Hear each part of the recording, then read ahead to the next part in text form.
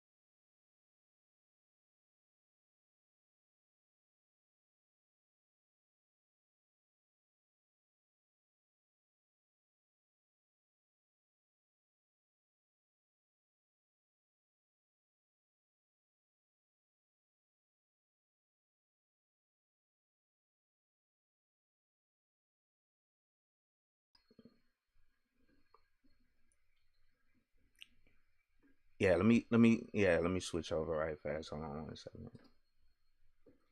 What's up, guys, and welcome back to the channel. This is Josh from KeepItTechie, and today I got something very cool today that I want to do. You know what I'm saying? I want to have a discussion, a panel discussion with multiple people where we talk about basically helping people get into the tech field and want to cover interviews. So this should be an interesting topic for anybody that either watch the replay or watch it live. You can gather some information that could possibly help you ace those interviews by something one of us will say on here. So I definitely appreciate everybody coming through.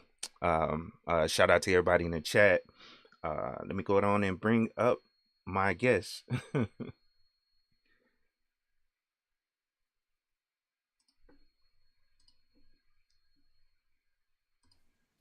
All right. So everybody, I brought in everybody.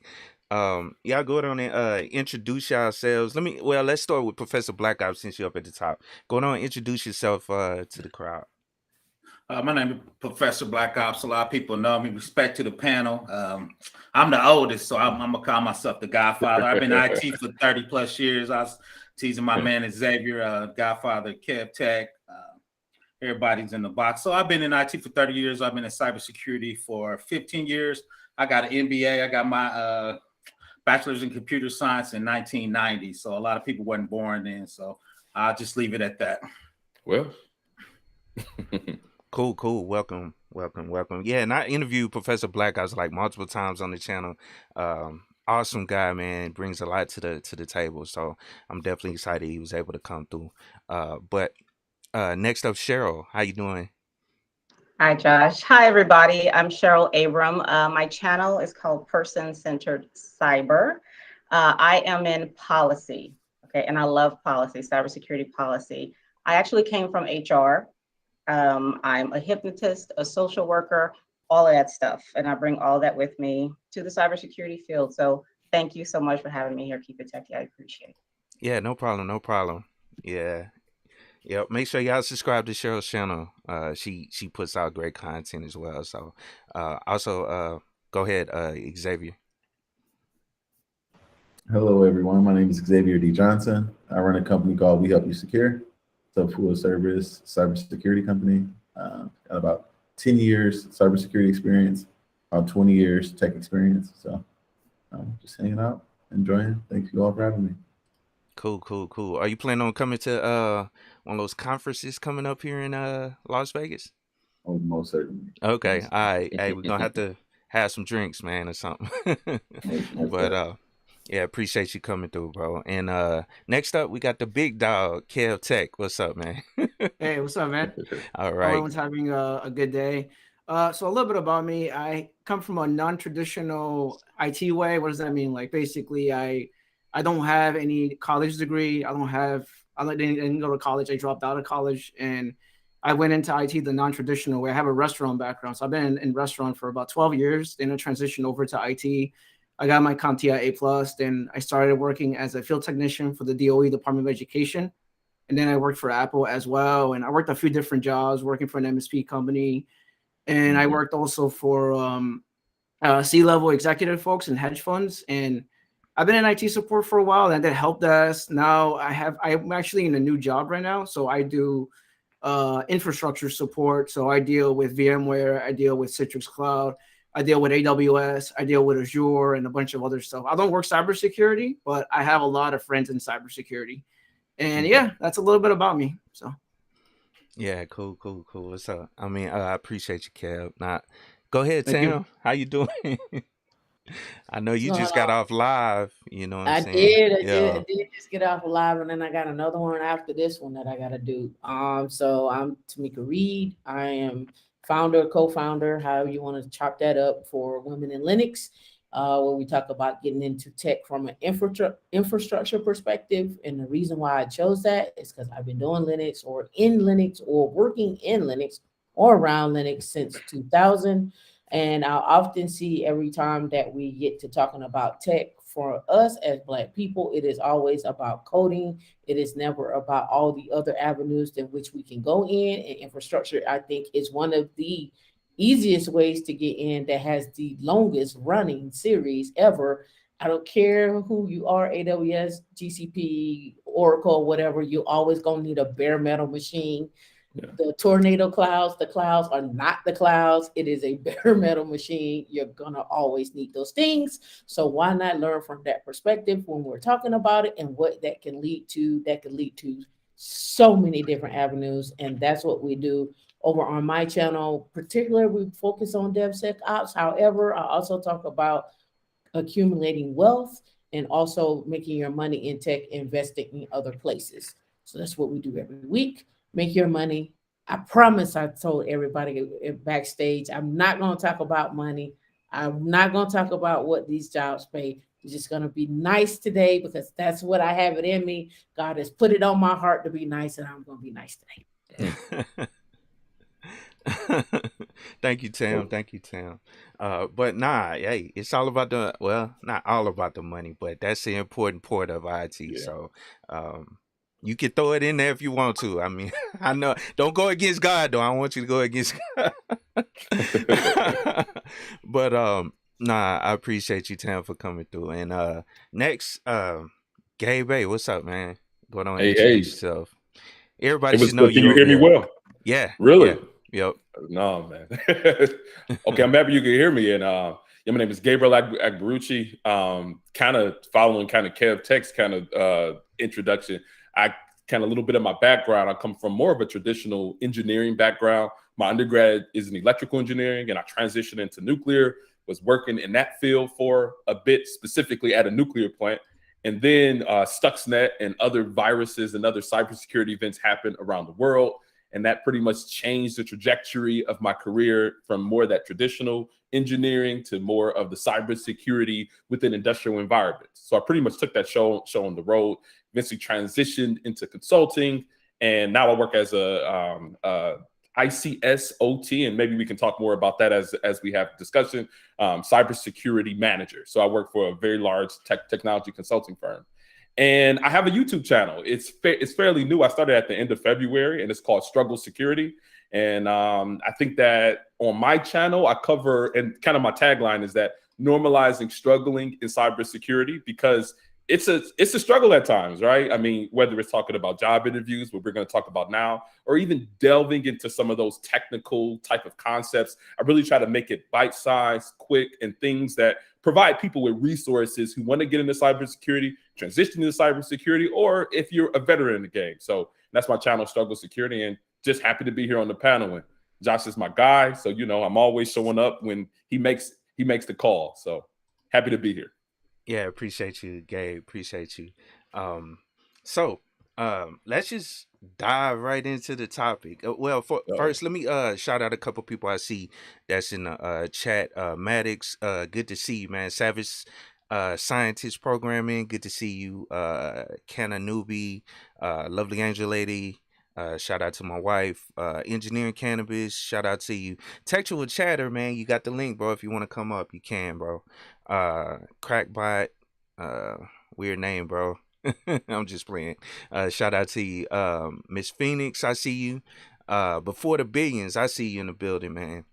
Tone all day as well. But if you can, just go on like the video, share if you want to, you know what I'm saying, all that good stuff. Definitely appreciate you guys for coming through. But so I did kind of prepare, but I didn't want to make it like interview, kind of like what I do. So I mean, I wrote down some topics just to kind of, I don't know, keep it going.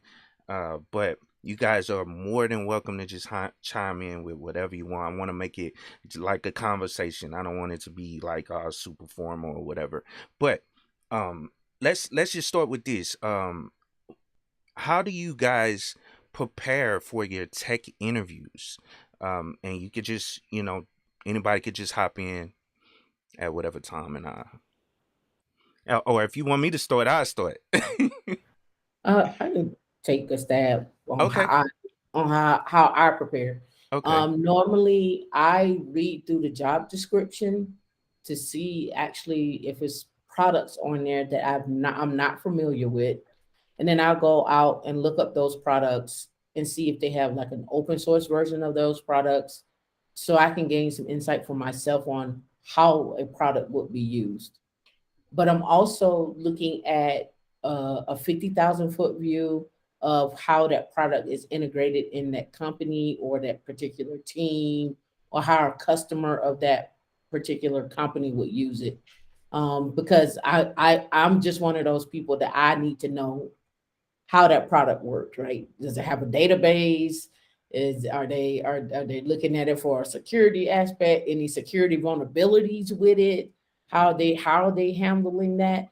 And then on top of all of that, I go study the people that I know that are interviewing me, because I want to know their background, where they're pulling information from. Do they have books written out there? Do they have a YouTube channel? Do they have a GitHub link? Are they promoting their stuff? And so I'm basically I become a stalker of the people that are interviewing me in the company. And I'm also looking at the managers as well too. When I say managers, I mean like people who, you know, if you look an interview up, it'll link you to somebody else, which will link you to somebody else. I'm looking at their managers too, in order to find out exactly what the trajectory of the company is, because I want to know where the company is going, because I may not like where they're going.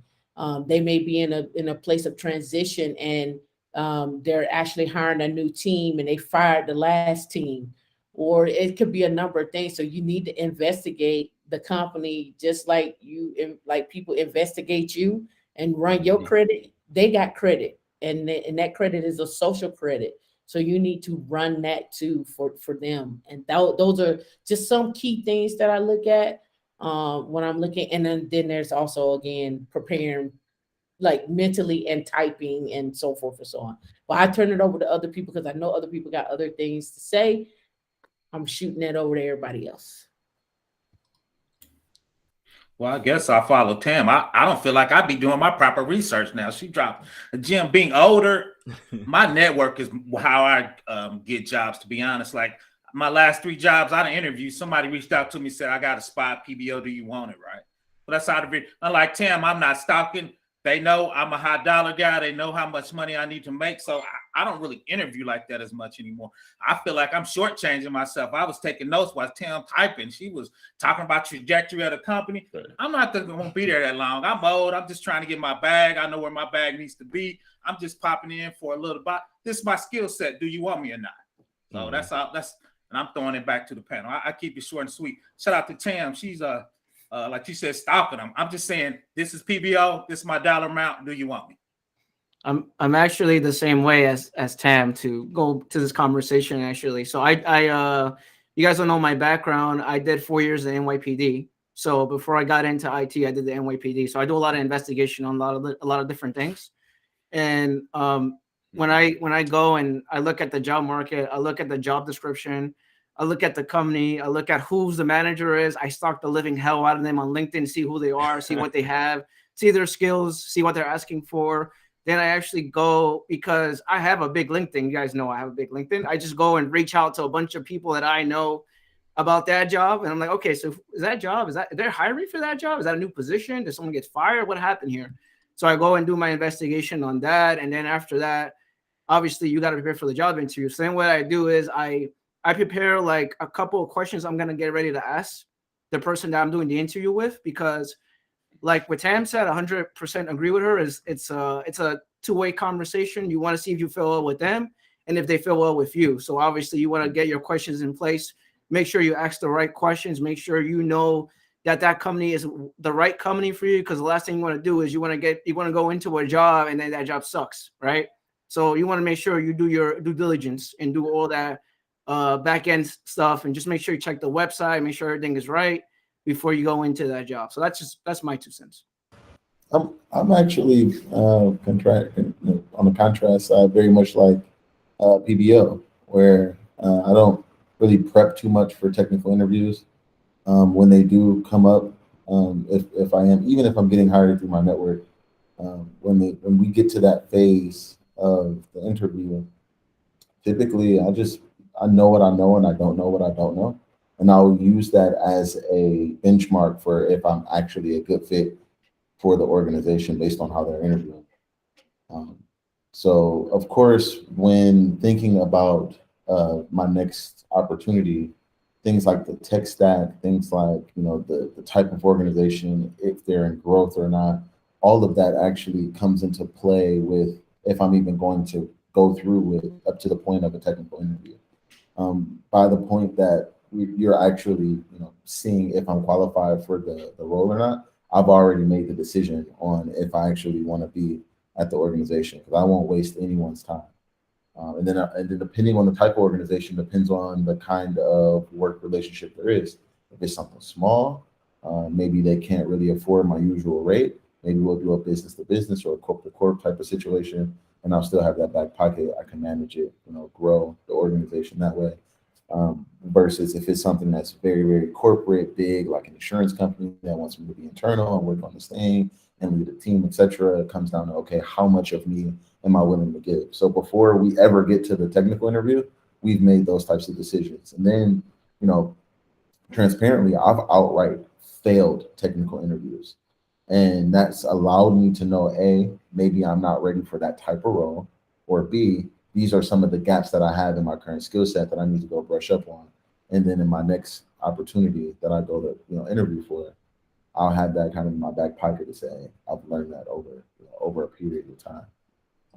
Yeah. So I kind of want to follow that up because I think everybody's kind of speaking about what it looks like for somebody who's very experienced in the field, experienced in the tech field, what that looks like for them. But I want to throw in something for people who might be newer or transitioning into the tech field. Is that I think that kind of one of the notes that Tim had mentioned is that really looking at the job posting and looking at the technologies that are in there. And I think kind of taking the page out of Dewan Lightfoot's book, right? Lab up, right? Taking some of those technologies, see if there are free and open source versions of those technologies, and really kind of getting some oil within the gears of their hands with working with that.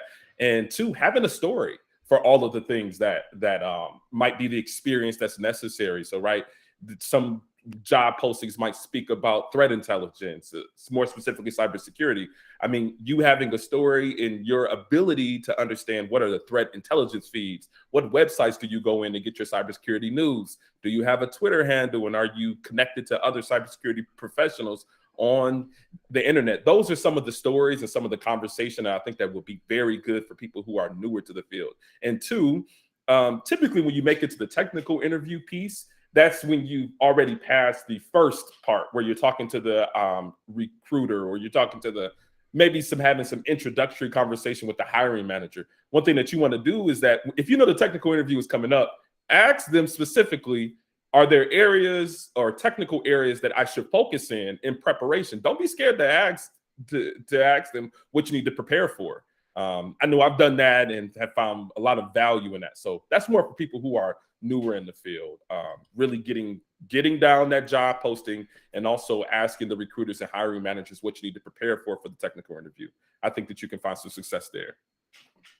Well, I'm probably the youngest on the panel regarding years in IT or cybersecurity. Okay, since I've only been here like 4 years, right? And I did a lot of stuff before, but I'm also not technical. You know, I'm policy. I do train. I do a lot of writing, which I absolutely love. However, I do need to know about Forescout and Panium and ACAS, you know, and all and the tools that are being used, because my primary role when it comes to those tools and what I have to explain during technical interviews is you can be a beast at using those tools, but if your process is jacked, then the decision makers aren't getting what they need. Okay, and that's where I come in and I help, you know, regarding how tickets are put in, you know, what does that workflow look like, fixing the workflow, making sure the customer knows what's going on, you know, all of that stuff has to work together. So when I do my interviews,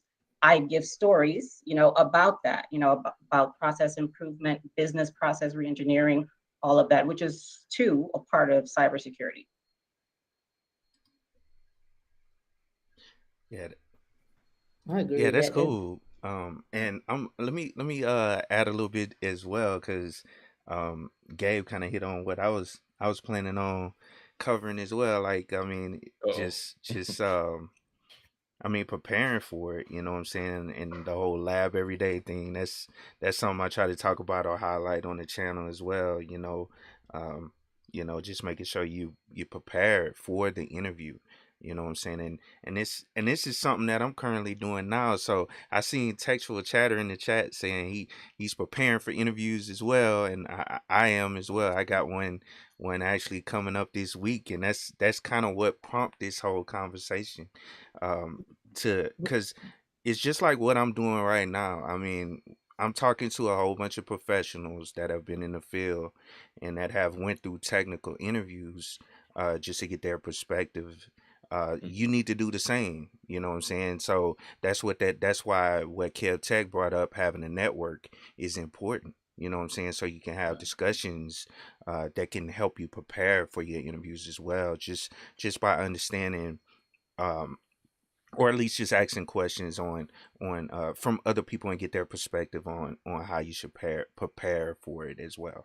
So Hey, Josh, I want to hit on this. Like, I got what's a up? little follow up to that, because I think that preparing for the interview is great, but I think that in many cases, one thing that I found is that as much as I prepared, I'm not always 100% prepared. Yeah, you can It's never always be. like that one question or that one concept that I might not get, and it's like, I don't think that should be, at least the way that the way I initially took it is that, crap, I didn't prepare enough. I think that a better way that I could have took it is that, okay, that's a gap in my knowledge base. That's something that I need to study up on. And I think that second idea is something that also needs to be communicated to the interviewer, saying, okay, I didn't know that. I'm going to take note of that, and I'm going to go back and study that. Do you have some resources that I can look up where I'm able to better understand that concept that I didn't understand during this interview? I think that that's another piece that people should take out of interviews. Yeah, I think what you're talking about is like was during the interview. So I am on my channel, what I talk about is write down every single question that they ask you in the interview. I literally, when I started out, I wrote down every single question every interviewer ever asked me in every interview. And so, what I would do is I would go back and review those questions.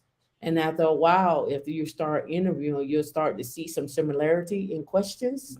And then you start looking up answers and start understanding how they got to those answers.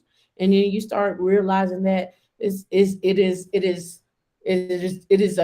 your own database of interview questions, how to answer those questions, and some expectations that you're probably going to get asked that question if you see it over 10 interviews. And those are just things that I've learned. So in what you're saying is that sounds like what you should be doing in an interview. And I think the other thing we have to ask that we haven't covered yet, which may be on your thing, is how do we get the interview, right? How do we get to the point where we get that interview? Yeah, I had that. Yeah. Oh, go ahead. Let me add on a little bit, and I'm gonna throw this out, and I think Gabe's the same way. Is since I'm older, I do a lot of technical interviews for the state agency I work at, right? So people come in and I interview them technically, like policies, procedures, assessment. But the one thing I hate for people to do is, I'm cool if you don't know, but I hate when I answer a question and this guy's dancing around because he doesn't know. Just tell me to my face. If you tell me I don't know, I'm not dinging you. But I get, especially a lot of young people, they scared to tell you I don't know. So they making shit up. I'm looking to do it now. I'm like, dude, you have no idea what the hell you talk. Just tell, because I don't know everything, and I've been in the game for 30 years. Just say you don't know. That's an acceptable. Like Gabe said, and Tim say, take a note of it and you get them next time. Nobody's perfect, especially if you're going for a lower role. You're not going to know everything. Just, I give people points because I got 3 questions out of there, and I promise you, one of those 3 you're not going to know. That's by design, because I want to see if you're going to make shit up or just tell me you don't know. Just say you don't know and move on. I was about to say the same thing, actually. Not to add on to what you're saying, is the important thing is when you go to a job interview, first of all, don't lie in the interview.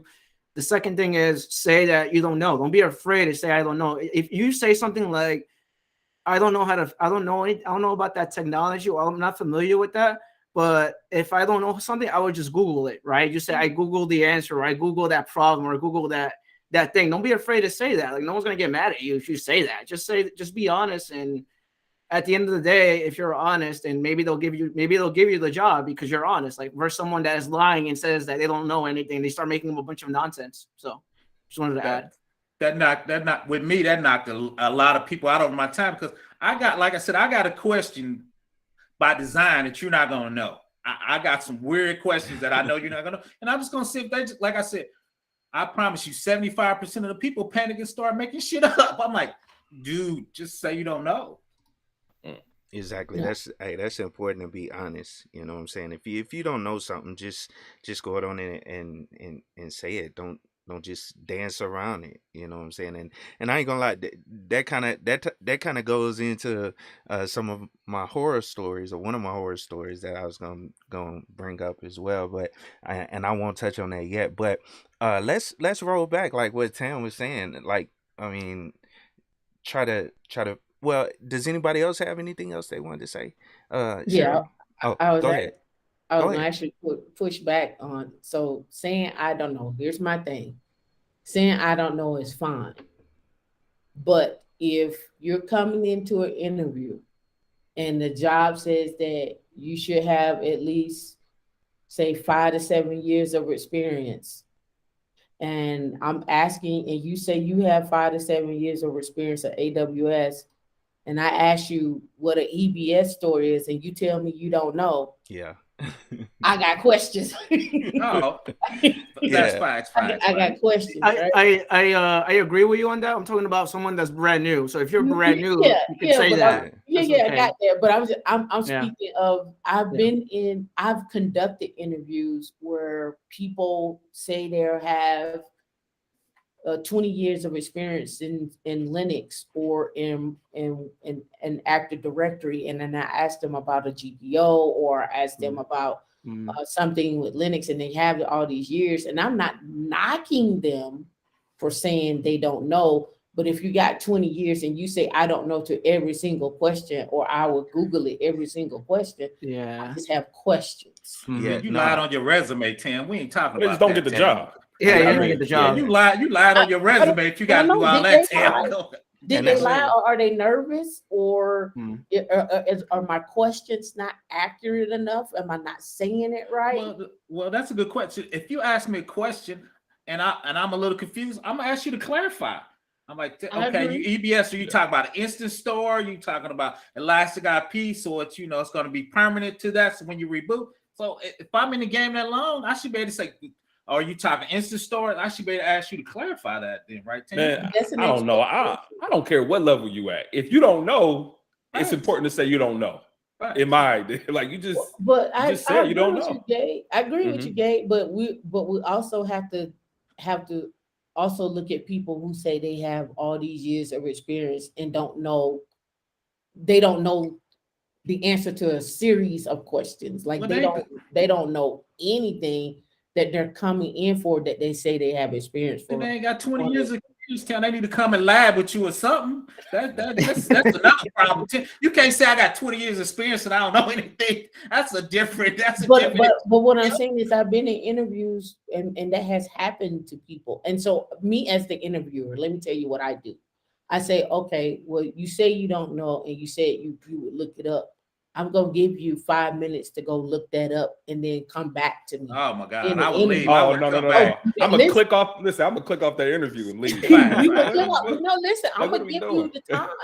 And when you say, "Well, I don't know how to look it up," that's when I really truly have to say, "Okay, all right." Well, Tim, let me clarify one thing. Is I've been using Linux for 20 years, but I tell people is I'm at an intermediate level because I'm not installing, I'm using it. Now I can do some faculties, I can do permissions, but that doesn't make me a Linux expert because I've been doing a medium up. But once again, I'm not trying, I wouldn't interview for an admin in Linux, right? Those are two different things. I've been using Linux, I'm decent, I can VI, I can put faculties, but that's not gonna make me you. I ain't spinning up no bare metal. So I think that just because you've been 20 years, and I tell people, this is my level at Linux, right? I use it because I'm a developer, right? I could put some files, I could tar some files, I could upload Apache. That doesn't make me a Linux expert because I've been doing it for 20 years. So I think. Hey, Black Ops, Professor Black Ops, you muted. Black Ops, you muted. Yeah, you muted yourself. My fault. Tam got me excited. I accidentally muted myself. But so I think there's a difference. I've been using it 20 years, but I wouldn't call myself a Linux admin. I think those are two different things. Like I said, I'm at an intermediate level. I can VI, I can do some stuff, I can mount some stuff. I'm comfortable in it, but I ain't spending them no bare metal thing like you. So Yeah, I see, think that's the difference. And that was my issue when I did an interview. I think I was interviewing with the Department of Energy, but they basically had a question or like a questionnaire, and part of it was like Linux questions. It was like how comfortable are you with Linux, and I just put the max, because I have been doing all these Linux videos, and I'm hype about me. Oh, I know Linux. I've been doing this for so much time, and they threw some curveballs at me that I hadn't looked into. It's just something in Linux that I hadn't looked into. I can't even remember what it was, and see, but I think Josh, that kind of brings up another issue that I was thinking, right? Like knowing putting stuff on your something- computer. I mean, on your. Oh, go ahead. Well, like what I was saying is, like, knowing something doesn't mean that you were able to memorize it. Being an expert doesn't mean that. So, like, sometimes people try to trip up people with like I was in an interview and I actually got the offer, but I rejected the job offer because they were kind of throwing out ports and protocols as it concerns memory. It was like, okay, what port is this? Oh, okay, what protocol is that on that port? I'm like, so you are testing my knowledge of something and my expertise in something by my ability to memorize ports and protocols. Like, that's whack to me, because I think that your understanding of concepts and systems, integrations, how the technology is used, I think that that's way more important than memorizing a whole bunch of stuff that you can find on Google. I just hold it there and then pass it away. Uh-oh, I agree. you done stepped on a lot of toes. Go ahead, Cheryl. Go ahead. No, ahead, that's true, Cheryl. because I mean, it's like I even got the question, policy job again, about some Linux stuff, and I knew a little bit of it, but the question really is about what I can do, what I can produce, okay? And even if I don't use this particular tool, like maybe I use another tool. So if you're asking me these, yes, no type questions, and I'm telling you no, like I don't know what that tool is or something, does that mean I can't do the job? No, that's totally not what that means. Not at all. And here's where this is from what I see when I'm not just conducting interviews, but listening to other people conduct interviews. When we start getting into the tech leads and the senior level jobs at the top, those people want you to know those ports and processes and this and that and that. And I'm not saying they're right. What I'm simply saying is, when we go to these companies, this is why I say you need to stalk them. You need to find out who's interviewing and what their interviewing style is, because there are gatekeepers that will stop you from moving up, because that's how they operate. And I'm simply saying, if you want a fair shot for yourself and the people that's coming behind you, because you should be at least putting your foot in the door and letting them peek in, we got to know these things, because that's how they're interviewing when we get up there. And not to mention, sometimes they don't even interview. They just be like, you my buddy. We cool like that. Come through. Don't worry about doing the technical portion. You got to interview just to talk to the people, just to see if they like you. And if they like you, cool. Even if they don't like you, I'm still going to hire you. So we just got to be prepared and have the reality of actually what goes on and why the technical interview and why certain things take the place. So that's why, for me, I know it's a lot of pressure in my group to say, you need to know these ports, but I need for you to know these ports because I know the person that's going to interview you is going to ask you that question. And so I just need for you to get past that point. And then once I get you in here, then we can dominate and take over and muddy the waters how we want to. But I need to get you in here because I know that person over there is going to act that way. So that for me, that's how I'm viewing it, and that's the processes that I've seen. Hey, go So maybe ahead, Xavier. Oh, I'm sorry. Go ahead, Cheryl. maybe the answer then is, someone asks you a question and you say, no, I don't know. But what I do know is, like, don't just stop at no, I don't know. Okay. But Yeah. I can tell you about the RFCs that did whatever, or, you know what I mean? So yeah, just because people need information to make decisions. Yep. And if all we're saying is no, we need to give them more information, Yep. after. Yeah, because what and this is from me sitting in the interview reviews.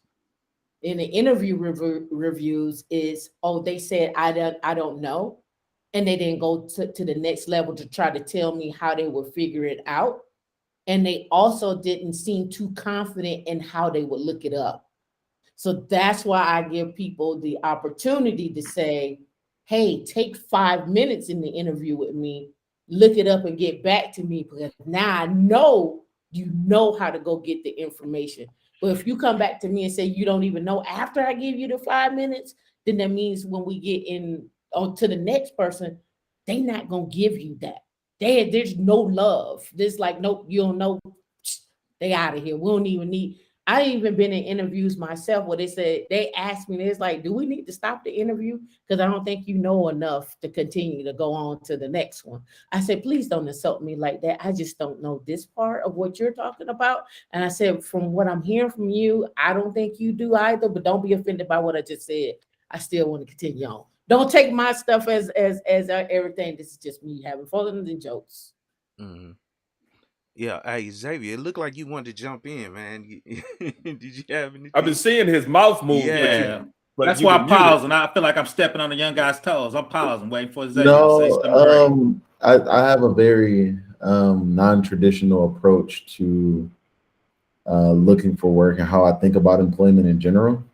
So I don't want to taint the young mind. Listen, throw it out there, man. It's meant to be, But where everybody puts out their perspective. You know what I'm saying? We all I'm professionals. kind That's the way I see it. kind of a hard ass when it comes to bad interview questions. Yes. All right. I'm gonna go on mute. I was listening, but go ahead. I'll be transparent here. I'm just as hard on the people that interview me as they are being on me as the interviewer. So mutual respect there.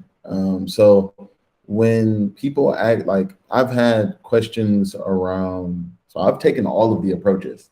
I've taken the make some shit up on the fly PBO approach. I've taken the TAM approach where it's like, hey, I don't know. I've taken the Gabe approach where it's like, I don't know, but this is what I do know. And what I can say is that at the end of it, it really comes down to kind of like the draw of a straw, right? Like, what is your luck? Because some interviewers will pick questions from a bank of, pick questions from a bank of questions, and you'll just know all of them from the top of your head, and you'll breeze on to the next. Sometimes you'll get an interviewer that will work through it with you and go, okay, you knew 75% of it, but you didn't know like this last piece, right? And then sometimes you'll have an interviewer that will just ask you a question, like maybe one of those questions that PBO has, but then like expects you to know it. And so in these different instances kind of determines your approach. For me, the way that I approach the interview when it's not, when it's something that I don't necessarily know, is I'll let them know exactly what I do know about the topic, and how I would approach solving the problem, right, around any specific topic. It's often not like, have you ever heard of this file protocol, or have you ever used this port or this service? It's typically like, hey, we have this service in AWS that needs to talk to this service over here in Azure, but we federate using Google. Based on your experience, what are some of the things that you would implement to be able to solve X problem, right?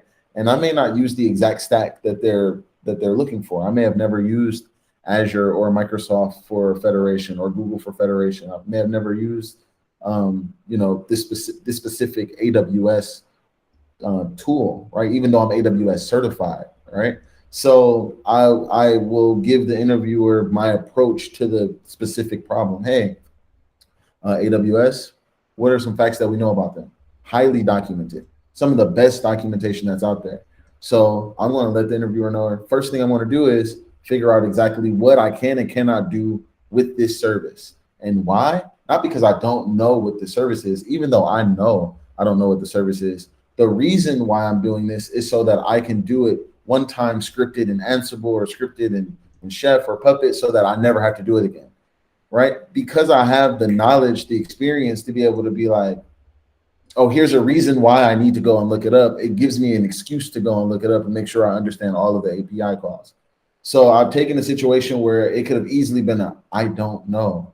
And I turned it into, what do I know about the platform? And how can I then flip this back on the interviewer so they can go, that's creative. He didn't tell me anything very specific, but he told me how he would work through this problem. And like, that's good enough for me to say that he'd probably have a good chance of solving this problem if he had teammates helping him. So that's been my approach. I won't give a straight answer. I won't dance around it, but I'll give my perspective on how to solve a specific problem. If there's like a protocol or report that I don't know, I'll flat out say I don't know it. Or transparently, because I want to help you all, I often just Google, like we're on the computer. The person's right here on my prompter. I'll just open up a new tab and just pop it in and go, oh yeah, that's a printer port. It does this. And they go, okay, well, why is it a security issue? And I can print black pictures, and then like it uses up all the ink. Okay, awesome. Next round, right? Like, and I don't want to sound that way like I'm cheating, but in reality, like, what do we do for a living? We research. So like, it's not really cheating. Like, you know, the majority of my books are reference books. What we use for Google is reference. So reference, like, it's okay if you don't know it off the back of your hand. Know how to get to the answer. That's kind of what Tam was saying before. Know at least how to get to the answer. Because if you don't know how to get to the answer within 20 seconds of if you can't get to it by then, because then you don't know it enough to be able to potentially be in that role, to be able to win and not have that imposter syndrome on day one.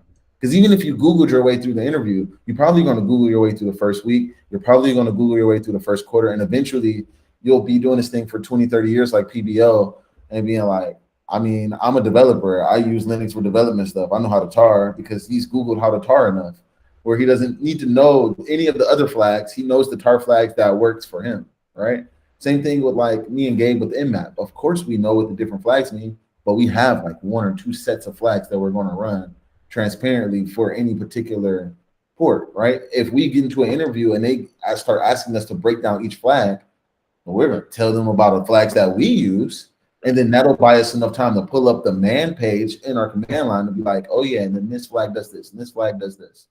It's a funny math. See, but at the same time, I like to kind of turn the camera on to the interviewer, right?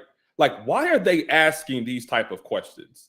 Because if they're, so I've been in interviews where they've tried to ask questions to try to trip you up or try to check for your ability to memorize stuff where you don't even need to. And the thing about it is that this is a hot market, right? Many organizations are looking for top talent all around the world at this point, especially with remote work growing and growing. So it's like, I think that the person that's interviewing, need to evaluate and interview the interviewer. Like what type of structure or what type of culture is this organization based upon the person who is interviewing? Like, why do I even need to know this? Why? I've had an interviewer ask me, "Oh, what's the process ID of the first process that runs in a Linux system?" And I'm like, "Process ID 1." He's like, "No." Okay, that's the last one to run, but I just process ID 0. but I'm not like that's such an old concept. Is memorizing. Memorizing things are literally the lowest level of thinking.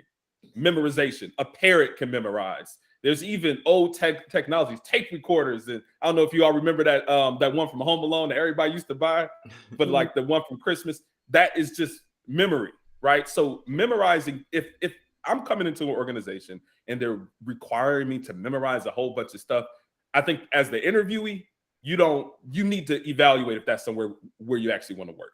But I'm gonna push back on that and say there are a lot of companies out there. That's how they interview. That's how they. That's what they're. I know you don't like it, Gabe. No. I'm saying, and there's a lot of companies that don't. It is. So go for the ones that don't. I agree, but what I'm simply saying is there. When let's clarify that there are people within the companies that interview like that. Right? You can get a company that one part of the interviewer doesn't do that and another part does. And how do you figure out who does what? It's going to be hard because, again, you don't know what you don't know, right? So I look at it like this. When we're talking about interviewing the interviewer, I go from the cultural thing to asking, why are you still here and not moved on to the next company? What keeps you here? What is keeping you at this company? Are you expected to go into leadership? Are you not looking for leadership? Are you expected to move on to another team? Why not? What other teams do you work with? What other teams what are the other teams requiring of us as a team? What kind of skill sets do those other teams have?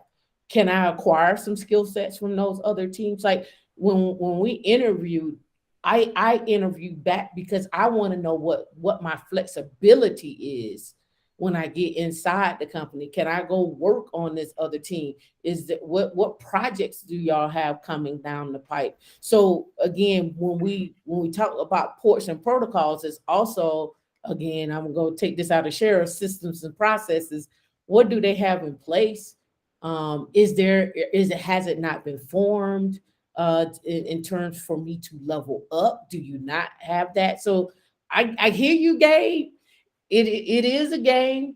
I'm not gonna lie. There are some companies that don't do that, but then within that company, there are teams that actually interview like that. So again, we could go back and forth, but that's just what I've seen. But transparently, at the end of it, right? If someone's asking you a question that is non-relative to the day-to-day operations, then it becomes more of a gatekeeping issue than anything. So kind of circling back around what you were saying earlier, Tam, being hard on yourself and knowing what you don't know and getting ahead of what you don't know is a very important part of interviewing. You don't know what you don't know. So to know what you don't know, you need to interview a lot. And I think that that's something that maybe we all need to kind of, get people to understand as well. There's a high failure rate for interviews for tech. And not because you don't know everything, just because it doesn't match up all the time, right? You're not going to get every job that you apply for. So I actually, when I'm interviewing at places, I tell people to try and go on one interview a week. Even if you work for my company, try and go on one interview a week. It's really important for you to learn about the things that are important to other companies and how to stay sharp, right? So when you're interviewing, the types of questions that are being asked, kind of to Gabe's point, determines for lack of better terms, the level of pettiness that I'm going to be dealing with in the organization with regard to process. If you ask me really like hard-nosed questions that are like kind of like out there that has nothing to do with the day-to-day operations, right? Like a big O question, but like, for somebody who's a network admin, you're like, do I really need to know big O just because I got a CS degree, right? Because I've still never had to use big O, right? But I also didn't get a CS degree. So I feel like I'm on the winning end of the whole like complexity for no reason thing. But at the end of it, if somebody's asking you a big O question and you don't have to do big O for a living, doesn't that kind of determine the way that you look at the organization, if you even want to move forward with them, to even know if you can get promoted or not, Tam, right? When you think about it, you're like, why do I need to know this to do what I need to do? So in the interviews, I push back and ask the question, is this going to be a part of the day-to-day, or are you just searching to see how far you can dig into what I know? And the interviewer will come back and say, I just want to see how far I can dig into the interview and let's go. But because I know their background, because I studied their background, I said, well, when you get done with me, I'm gonna interview you and say, let's push back on you and see how far you go. And they laugh and they were like, well, let's go. And now it's a game, and it's no longer an interview. It is just now a game of cat and mouse for us. And then now it's like, oh yeah, you got personality. Yeah, I got personality. So if you want to joke, if this is what you want to do all day, that's cool. And if not, then let's just stop doing this and let's really get down to what we really need to do. And it's person dependent. It don't always work. And some people laugh and some people are like, oh, okay, well, I can't do that with you. We're going to stop this interview right here because I really don't have no more questions. I was just seeing where you were going to go with it, and we're going to move on. And I think that... and pause for 1 sorry, second. No, I just wanted to shout out people that's coming through and actually donating to the channel. I definitely appreciate it. And I wanted to tell all you guys on the panel as well, go ahead and drop your links to y'all channel so people can find you guys, your social media or whatever. I believe all of you have links. If you don't, I mean wrenches. If you don't, just let me know and I'll put a wrench on your account. But shout out to Miss Phoenix for the super chat. She says, KeepItTechie, much love to you and the panel members. Definitely appreciate it. Textual chatter, shout out to you, man. You still got that invite, so shout out to you. If you want to come through, you can as well. As well as, let's see, Game Over, shout out for the super chat. Super Slide 75, shout out to you for the super chat. Definitely appreciate you coming through. Savage Scientist as well, thank you for donating to the channel. I definitely appreciate it. Now go ahead, Gabe. I'm sorry. I wanted to say something too, but I'll let Gabe go first. Yeah. Oh no, I was gonna ask enough. I'll go after you. Yep. No, I was gonna say that one thing I want to add to everyone that's watching today is that, like what Xavier said, that every interview is not the same. So every interview you're gonna fail at the interview. Like it's not like 100% that you're gonna get the job, right? So you what you do is you get, like what Tam said, you actually write down the questions, right? You write down the questions they're gonna ask you, and it becomes a pattern. But also at the same time, when you're doing interviews with other company, it goes back to the power of persuasion. Like, how much can you persuade the hiring manager as to why they should hire you? Give them a reason as to why they should hire you. And sometimes when you go to the interview, and I know Gabe doesn't like this, but sometimes when you go into the interview and they ask you these crazy questions, right? And you're like, man, why is he asking me this question? But after 2-3 questions and you answer those questions, it breaks the ice, and then they stop asking you those questions. Some companies do that. So literally they'll ask you like these annoying questions, and then after that they're like, okay, I'm gonna stop asking you these questions because I actually like you. I like your personality. And they start, it just becomes a regular conversation. That's based on my experiences. I had people interview me. They ask me these annoying questions. I'm like, this has nothing to do with the job. But then I answer it, and then after that, we just start having a regular conversation. Just wanted to throw that in there. So yeah, and I think that kind of still asking another question, right? Is that when you look at, I think that sometimes those manager and above, so like those leadership role type of non-technical type of interviews, they're very much different, right? A lot of times they aren't trying to ask you to memorize stuff. They aren't trying to throw wrenches. They're really trying to evaluate your ability to bring value and impact to the organization. I did want to ask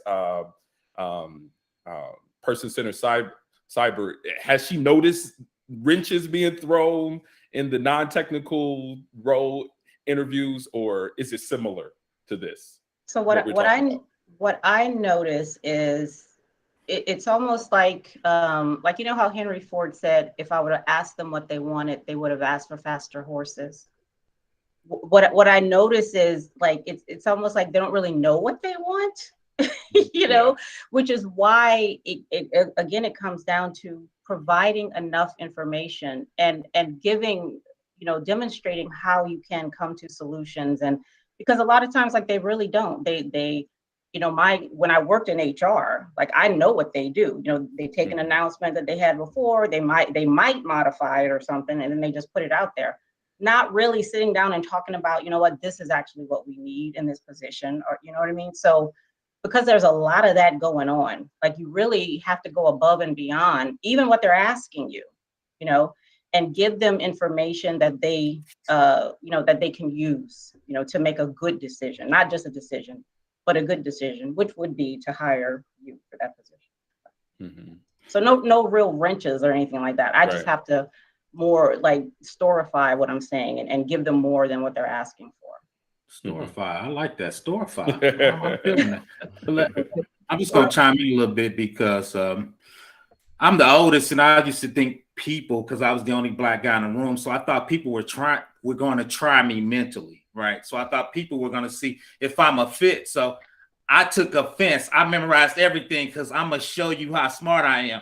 It's a personal affront. I'm gonna show you I'm a bad man because I was the only guy in the room. But I think Gabe's got the right approach. I was before him, so I thought everything was a personal attack. I'm black, so I got to show you I'm bad because nobody's gonna come before me. So I showed out. I'm about this life. I read a ton. I study a ton.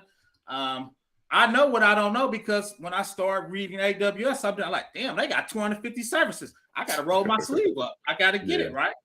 So that's how I took approaches. But I promise you, as you get older, you get gray in the beard when you take everything as a personal assault on you. But that's how I took it. But sometimes they were personal. Yeah, so I'm gonna show you I belong in the room, and you're not smarter than me, player. I promise you. But some of those were personal, though, right? And I took them. But I took everything. You said good morning. I'm ready to fight. I didn't take everything. Sometimes. Yeah, they are personal sometimes. Like some of the questions. Some of the questions I've been asked were, how did you get here in Linux? Like, where did you come from? Because it's not normal for us to see a black woman. They literally say that. That is in Linux. And you have to sit back and you have to like, okay, how much do I really want this job? Facts. And how much do I really want to embarrass you right now? Right? I'm about that. My white coworkers tell me to calm down. They be like, John, don't do it. I be like, they trying me. So go ahead, tell. And then you do have people who are coming in to really trip you up, to look and go over your resume. Like I started out working in high performance computing, and I got into an interview, and the interview was about to being a tech lead, but the guy wanted to talk about how did I manage batch jobs on high performance computing 15 years ago. What did I use? Did I contribute to the open source project? What was my background with contributing to any open source project? And I had to ask, like, so is this an interview about high performance computing, or is this an interview about being a tech lead or DevOps tech lead, and what the next steps are for this team that you're trying to build and bring in? Are you doing high performance computing in mainframe or anything of that nature? Is that something coming down the pipe? He's like, no, I just want to see if you really knew what you was talking about and if it was really should have been on your resume or not. So I, as a woman of color in a field that's normally dominated by white men, where I never see any black men or black women, there are questions that get asked that are questionable, and you have to make the discernment for yourself. Do you want to work for that company? Do you want to work with those people? And who would you bring in to help you make sure you are successful working with that company? So those are questions that generally that I ask when I'm looking at this, because a lot of times I'm coming into spaces where I'm building a team. And so who can I bring in to build with me, and will they be okay with what's going on here? Now, so you have to ask those questions. Now, Tim, is that something that someone, let's say they fresh out of school and they so a lot of times they be looking to just get a job, know what I'm saying? Just get in the field. So what you got to define fresh out of school, because I know some people who've been in school and they're getting their PhD and they coming out with their PhD, and this is their first tech job that they're getting, and they're going into management, or they're going into building out a research team. So when we say that could be so many things, because some people actually spend time just doing research and they're getting their PhD, and then they're rolling into tech, and maybe they're going into management and maybe they're not. So how are we defining what what a entry level job. We saying they're just, hey, I'm 4 years out. I got my computer engineering, electrical, computer science, and I'm going to go get this job.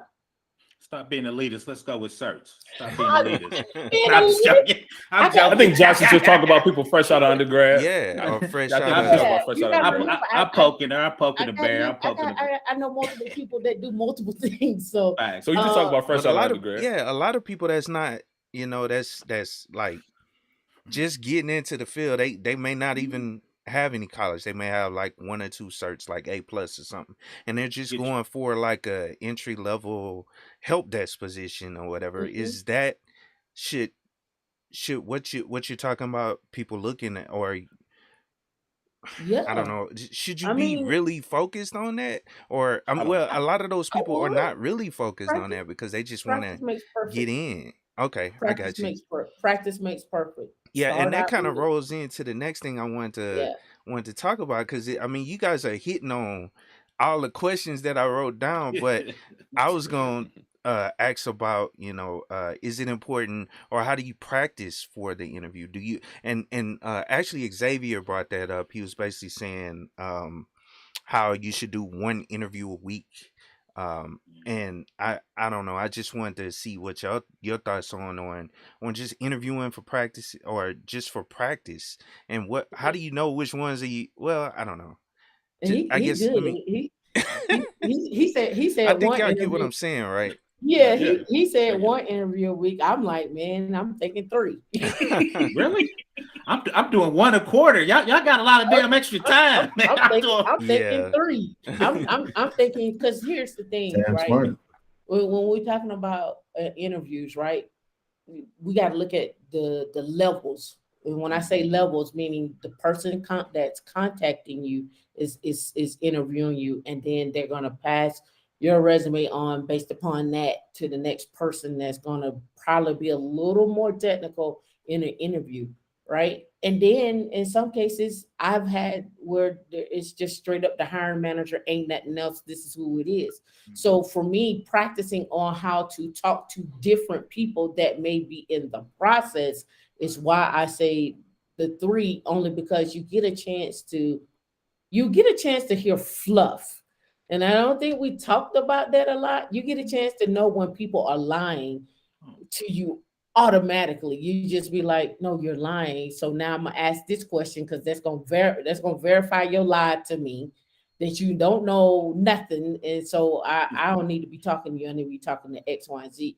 But again, practice makes perfect to me. You're gonna start listening and looking for context clues and what people are saying and how they're saying things and who they report to, because a lot of times recruiters will call you and they'll be like, do you know AWS? And you like, yes. It's like, how many years? You say 10. And they'll be like, oh, okay, can do you know how to spin up an instance in AWS? And you say yes. And they're like, oh, okay, let me move you on. That ain't really an interview. That's just like some questions that a checklist that they have. But when it gets down to the other people, you need to know how to answer those questions too. So sometimes, just for me, just my own edification, I take on an interview.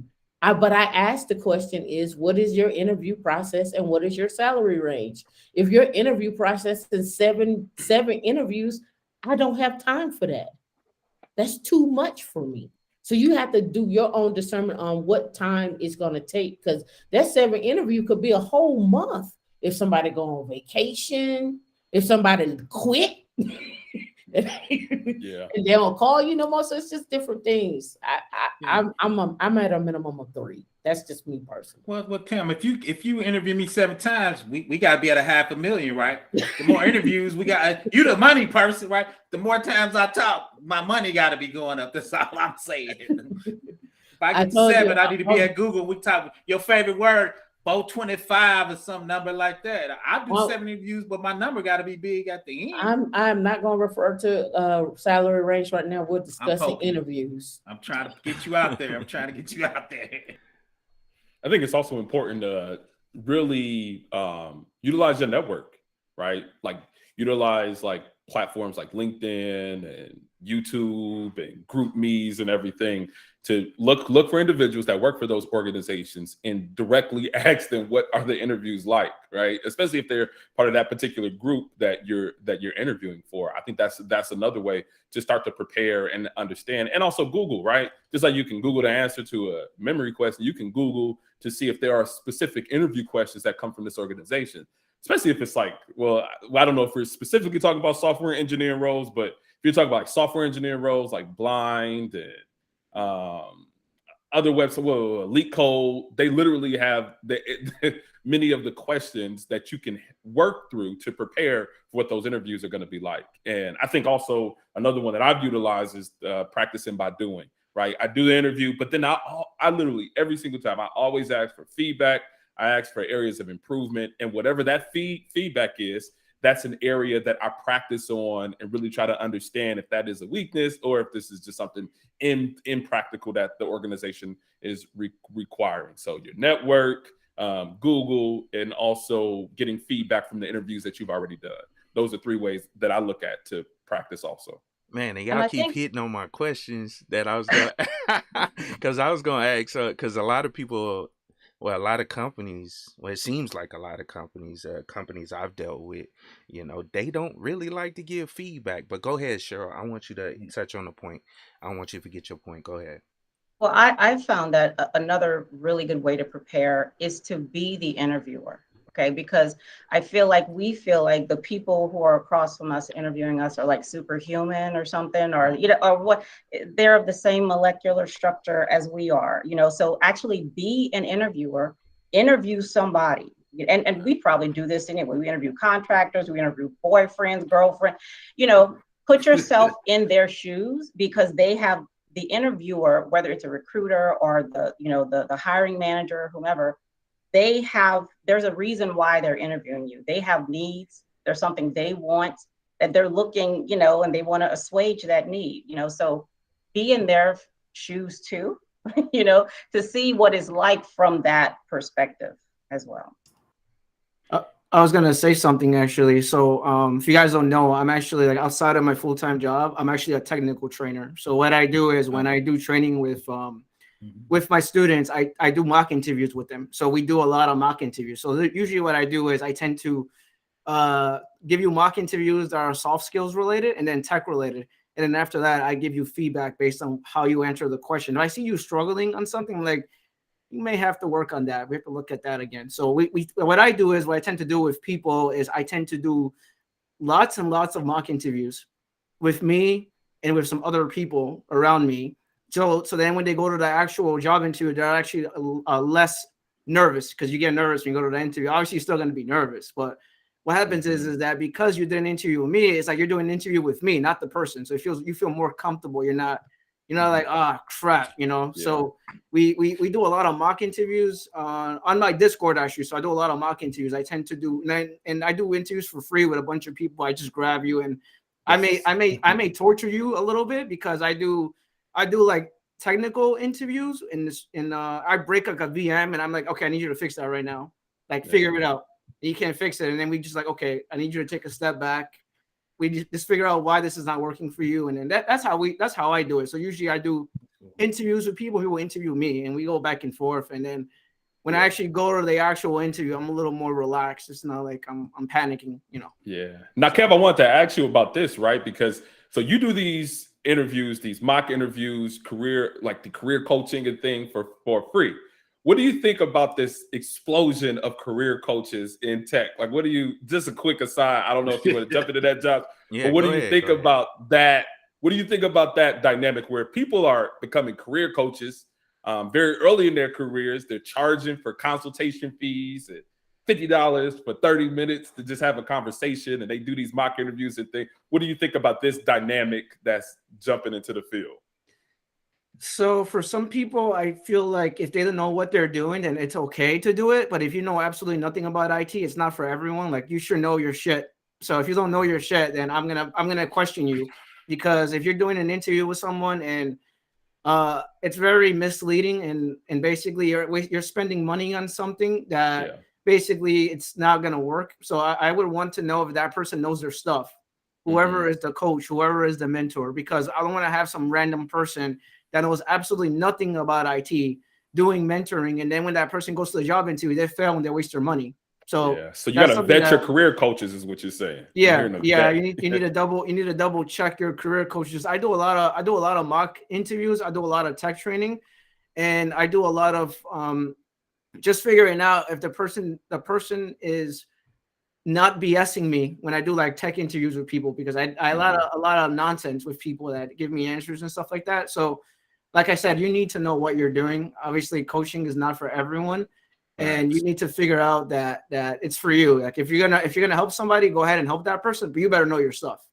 Let me chime in on that. And I think KeepItTechie says something super important. I know my stuff, but I don't want to be a career coach. I don't like talking to people. KeepItTechie sent a couple of people to me, but I tell people, hit me up. I give you 15 minutes of my time, but if they trying to get in help desk, I got the person for you.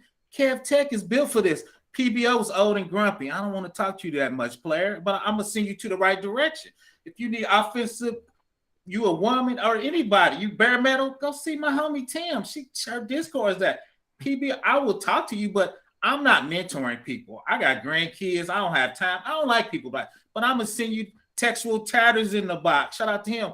Black Hikes. There's a lot of people built for it. So even if you know your stuff, you might not have the personality for that. I'm 50. I know my lane. If you want to have a conversation with me about cybersecurity, love to have it. I'm not mentoring you, homie. I got people in this space. You getting in, help it. KeepItTechie is the guy. Shout out to him. His LinkedIn is phenomenal. He's my role model. That's not what I do. You need to know your lane. Yeah, that's true. That's 100% true. I mean,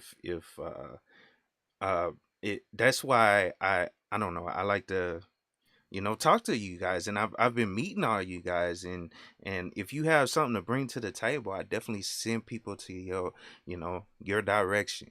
I don't want to be the only one, because I don't know. I know for a fact that I don't know everything, and you know what I'm saying. But there are people around me that do have the skills to help you in certain areas that I can't, because I mean, I'm not great with these interviews. I don't think, that I do on my channel. I'm not a excellent interviewer, you know what I'm saying? But I know someone that actually, I could point you to. So I definitely agree with that. I like how you. So you saying KeepItTechie career coaching isn't coming up? Like you're not trying to get to the career coaching bag? Like what you mean? Well, I do the training. I'll train you. Yeah, shout out to the training. Specific. Yeah. Okay. That Linux That's training like is what good. PBO was saying, right? Knowing your lane, because just because you're a tech professional doesn't mean you need to do career coaching. You can do the classes like the one that you do on Free Code Academy on Linux, right? So every lane isn't the exact same. Everybody don't need to be a career coach. Sure, like this.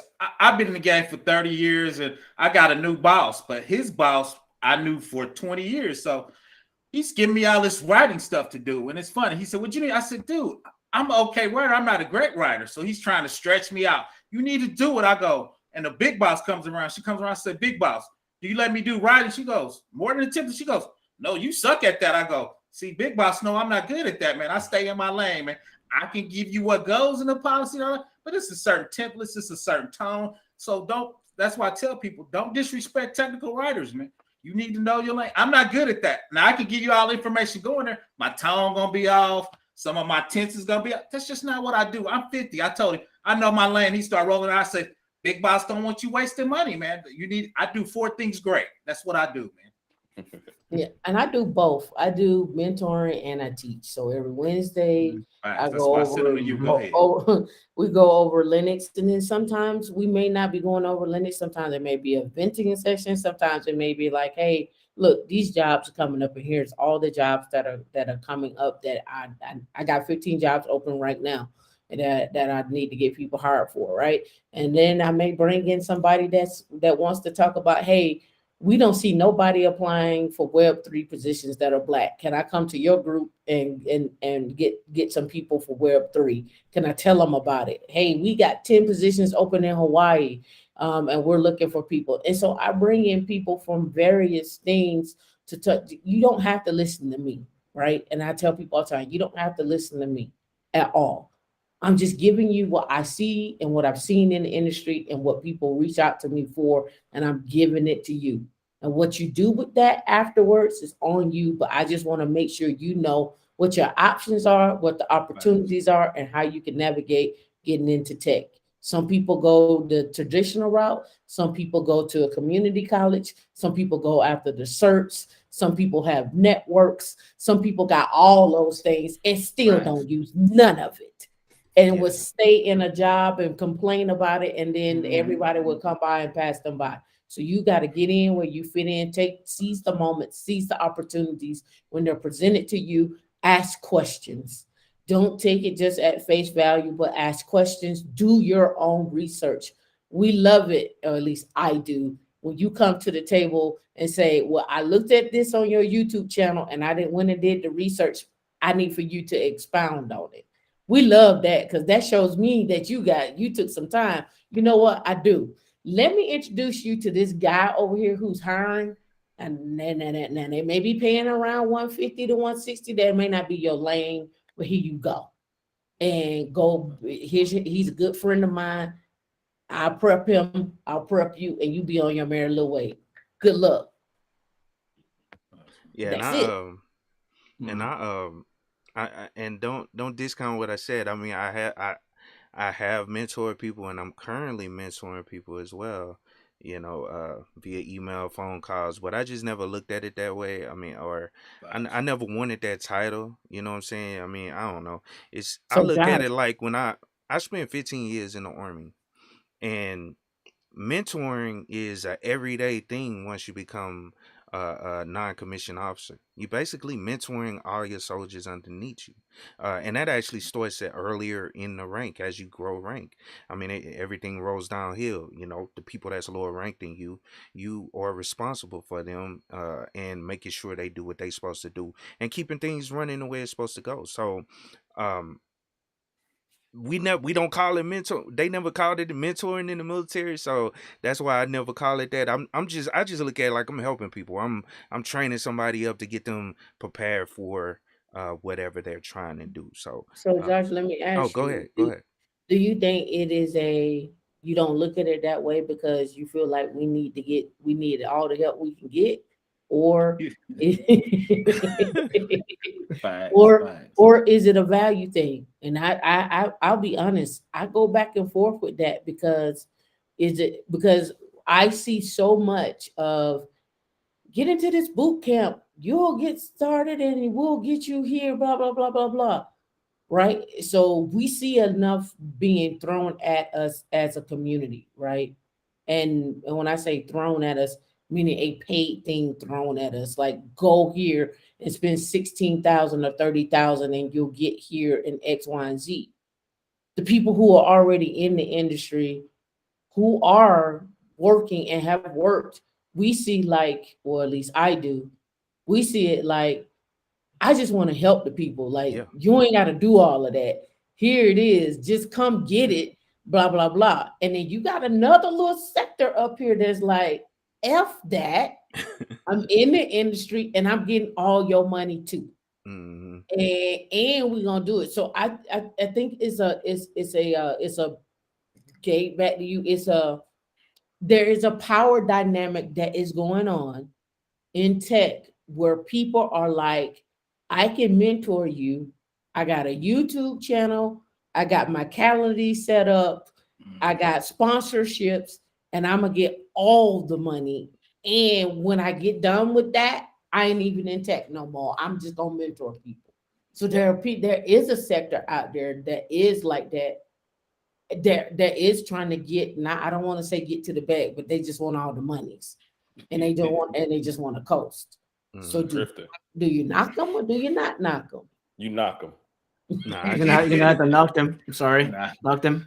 Knock them. The cool thing is for me, because I'm the oldest, is I was pre-Google, man. So just to see this amount of people of color on YouTube are offering that, to me is amazing. I mean, because I was with it now, like Xavier said, I just laughed. He said, yeah, I could Google it.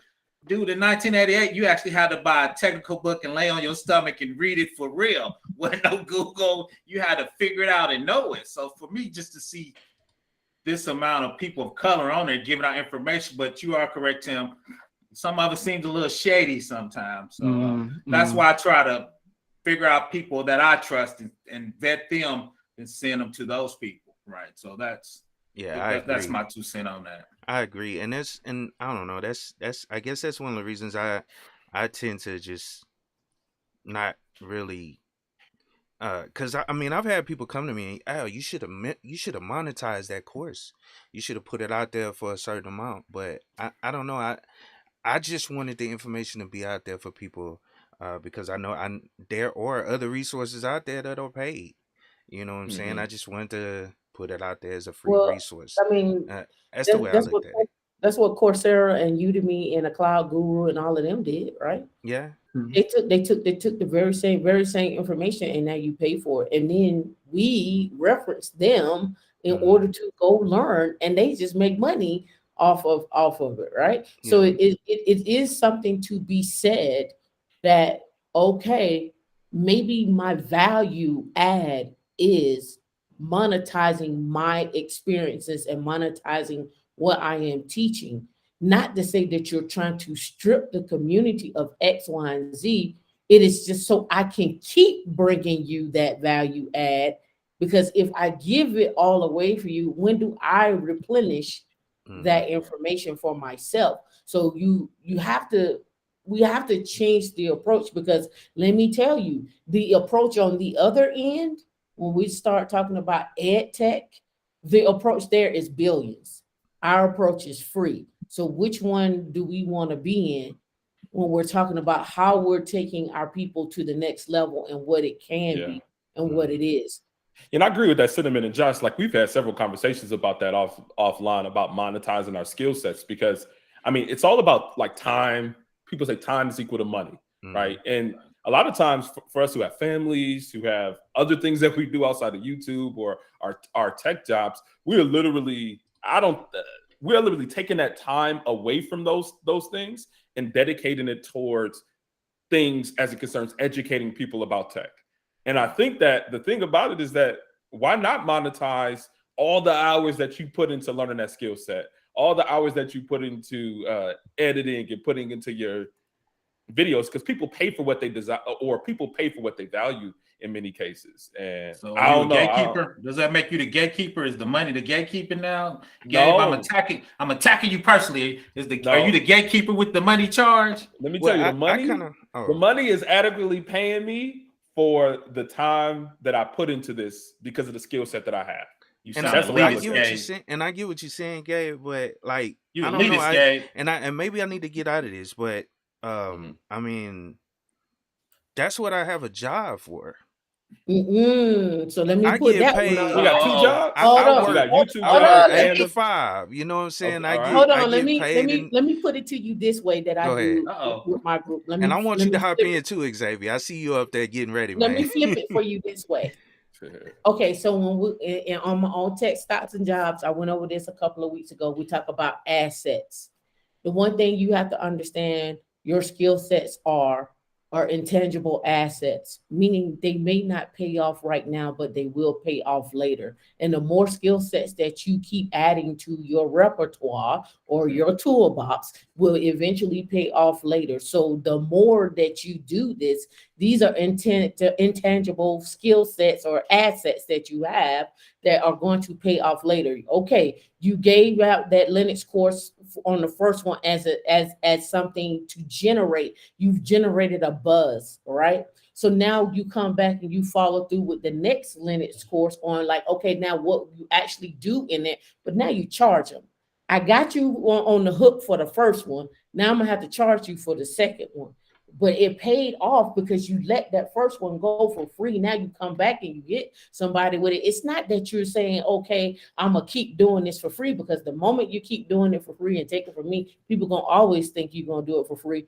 Then when you go to charge, it is now frowned upon. It is, you done got too big for your britches. We're now expecting for you to be free all the time. But your time with your family, your time that it takes to edit, your time that it takes to come up with the content is time that if you were with someone else, if you went to Coursera, they would pay you for. So why would you not want to get paid for yourself? No, I got you. I got you. So I'm from the South, so take that Me too. Master I'm from P, Atlanta. We take can that go all Master day. P approach. The first hit for free. We can go all day. I'm from No, Atlanta. I We can go got you. all I day. got you. No, go ahead, I think Xavier. that as a community, Oh, we go just ahead. have a problem with that. As Black people, we have a problem with charging Right. for Exactly. our value. And I And didn't want that's to just make what this it about is. me. I didn't want to go down this road. I didn't But want to No, make no, this I no, about think it's no, all myself. of but us. Yeah. yeah, I see it it is. everywhere. It is. You know, we feel bad for asking people to, you know, to show to value us the way they value others. You know, Mm. and that's just something that we have to work out. like we really do. We got to get over that. We really do.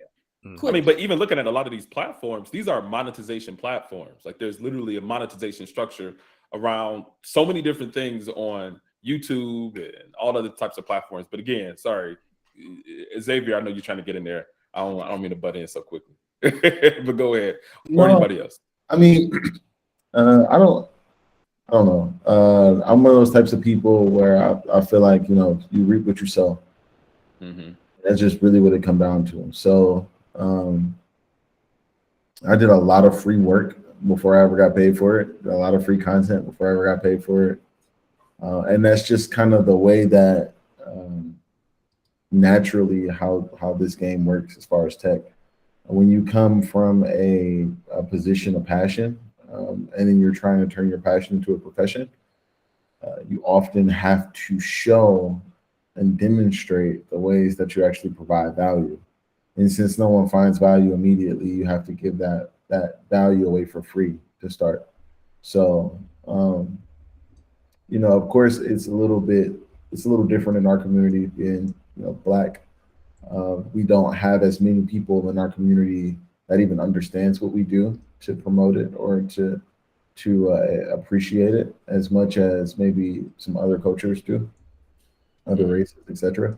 But within our group, you know, I think that the thing that really makes us unique and it propels us is that, you know, we've started so much later than a lot of other groups with regard to content creation, and yeah, we've gotten so far, if not further, than many other groups in the same period of time. So, you know, I think that anybody who is, you know, figuring out if they want to do the extra work or do the work before getting paid, I think that if you come from our background and you represent our struggle, then it's super important that you kind of put some of those desires for immediate gratification aside, because you're really blazing a path for others, and you'll be rewarded for it on a greater level. So that's the question, right? Because Kev Tech, okay, we're gonna talk about, right? Because you do a lot of your services, your career coaching, So- your mock interviewings for free. Why? No, Why do you Gabe. So to Sorry. stop you. So Okay. actually, on Discord, I do a lot of things for free. Okay. But then, like, I'm also an instructor for Australia, and they pay me for that. So okay, I do okay. training in another platform where I train students, like actual live students, Yeah. and I get paid for that. But like, if you wanna sit with me and actually do like hands-on training and everything from A to Z, you're gonna have to pay. I'm gonna charge you. I'm gonna charge you. But if you want to go over a topic with me on Discord, man, I have a beer with you. Let's sit down. Let's talk about Active Directory. Come on, let's go and live it up. So you have more of a mixed model, right? You have some Yeah. things that are free services, but Yeah. but there are other things that are the reason why I do those things for free on Discord is Discord is free, for example, right? And then people that are there, I know people, because I grew up extremely poor. I didn't have anything. I had absolutely nothing. So that's the reason why I'm like that. So I help people because I grew up, I had absolutely nothing, and I started from zero. So I feel the pain of some people when someone asks me like, what do you have that's free? I give you all the free stuff first before I charge you for anything. So I give you everything free. Like if I know something that someone wants something about Linux, I'll probably send them to Josh. If I know something about cybersecurity, I'll probably send them to Professor Blackout. If I need something about stock analysts, I send them to Tech Chatter. You know, it depends what you want, right? But because the thing is with me is that I love help desk so much, and I love Active Directory so much, and I could sit here and have a drink with you and go over AD, Active Directory, go over Office 365, go over some little basic stuff on Azure AD Connect and all that good stuff. I'll definitely do that with you. But when it comes to taking all my energy from me, like draining the living hell out of me, I'm gonna charge you for that because I have a life. Because people will, right? Like that's one thing I've noticed. Yeah. I mean, ever since I put my LinkedIn on my YouTube channel, I don't have a large LinkedIn. I mean, I don't have a large YouTube channel. I get so many different messages, and they're greatly appreciated, right? It shows that there's some value add that I'm throwing there. But to answer 10, 15 LinkedIn messages and emails every single day, I'm sorry, I'm gonna have to charge y'all. I'm gonna have to charge y'all eventually. Like I can't. I just don't have the capacity as one individual. A friend of mine, Tom Lawrence, he runs a channel on YouTube. It's pretty popular. And what he did, because he ran into this exact same issue, and all of his content is tutorial based, right? So what he did was he started a forum, and every new post, every new video, he would make a post on the forum. He has it automated. And then people will just go in and ask questions underneath the video, and then he'll go and answer the questions, or someone from the community will go and answer the question, right? And then when all of the other places, Instagram, Twitter, Facebook, in person, live stream, hey, I have a question around X, Y, and Z. He says, go to my forum and look it up first. Majority of the time, you go to the forum, either the question has been answered or there's a video that's made about it. It's also how he feels how he feels for his new videos, things that maybe don't have an answer, a gap that was left in the prior video, or just a thread that got really long because people are actually interested in jumping in and giving perspective. So I mean, as content creators, we have monetized. Say it again. That forum monetized? His forum is not monetized. The forum is free. His YouTube is monetized. He gets paid via ads, but he has no Patreon or anything like that. So should we start a interview, a tech interview, a mock tech interview, or Patreon? I was gonna say going out of the topic, like going out of a different topic, like how do we break the industry in IT when it comes to gatekeeping and jobs and people not giving the right training and all these fake boot camps that they say they promote these things and say that oh, you're gonna be XYZ cybersecurity in 6 months. Like how do we break that? You know? Yeah, I don't think you can. I don't think you can. I think you just have to prepare people to recognize those things, but I don't think you can. I mean, those people are going to be there. We saw the Asian guy that said that, hey, when I get Black applicants, I interview them harder than I do the Asian applicants because I'm trying to one up the Asians, right? It's already enough that the Black people have taken away from our jobs. So those people are there. They're not going away, right? So I think it does recognize them. I think it does come in educating the people to try to vet, like I was saying before, like vetting those boot camps, vetting those career coaches. Like they need to be able to. I mean, but I think that it's like an adult skill, though, right? Because no matter, like, you're gonna have to vet your resources, no matter what. Like, you know, there's a vetting process in finding a spouse. You have to find out what that background is. I failed at that. Keep going. We all failed at that. All right. I'm backing away from that one. So I think you need to vet. Say, for instance, you're trying to find a house, you need to vet your real estate agents, really understand what that organization is about, or even vet your plumbers. I'm cutting you off real quick, Gabe. I'm cutting you. I'm gonna let you back in. I did a video on that, and the response I got probably from 20 people is, those people aren't smart enough to vet those boot camps. So I'm like, do we need an agency to come out and start vetting people and give different boot camp the houses, you know, a good housing seal of approval? The young people don't know what the hell that is. I don't know, but give them a seal of approval by a panel like this, or 10 people we trust need to go and look at pieces of it to vet it. Xavier, he got hype. Go ahead, Xavier. So there's something on the horizon that I'm not going to speak of, but I've also done professional training, very much like KeepItTechie, over at University of Michigan. Right, I just recently stepped away so that I could do some things on my own. So I actually have an opinion around this particular topic, this subject matter. Yeah, you know, Xavier, I was in that boy too. But yeah, go ahead. Right. So transparently, the institution that's doing the training is only as good as the onion skin that it gives at the end, right? I'll break it all the way down for you. For many years, historically Black college universities were never looked at as equal to something as a Harvard or MIT, etc. Right? To some people, it's still not. But to people like us, it is. Right? So the beauty is in the eye of the beholder. The value is not in the eye of the actual holder, just like crypto, just like NFTs. So at the end of the day, it's not so much the institution that's doing the training as much as it is what is the accredited outcome. So, for example, I'll tease this out here, right? Have a nonprofit that's in the formation process right now. At the end of our process, we aim to have you certified at least for the PNPT or the OSCP.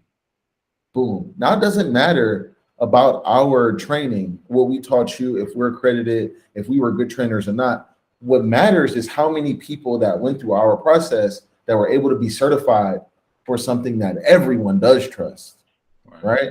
And so, like, even in the organization that I was working with, I'm not going to say their name, at the end of it, they kept pushing for people to get certified as they were going through the boot camp.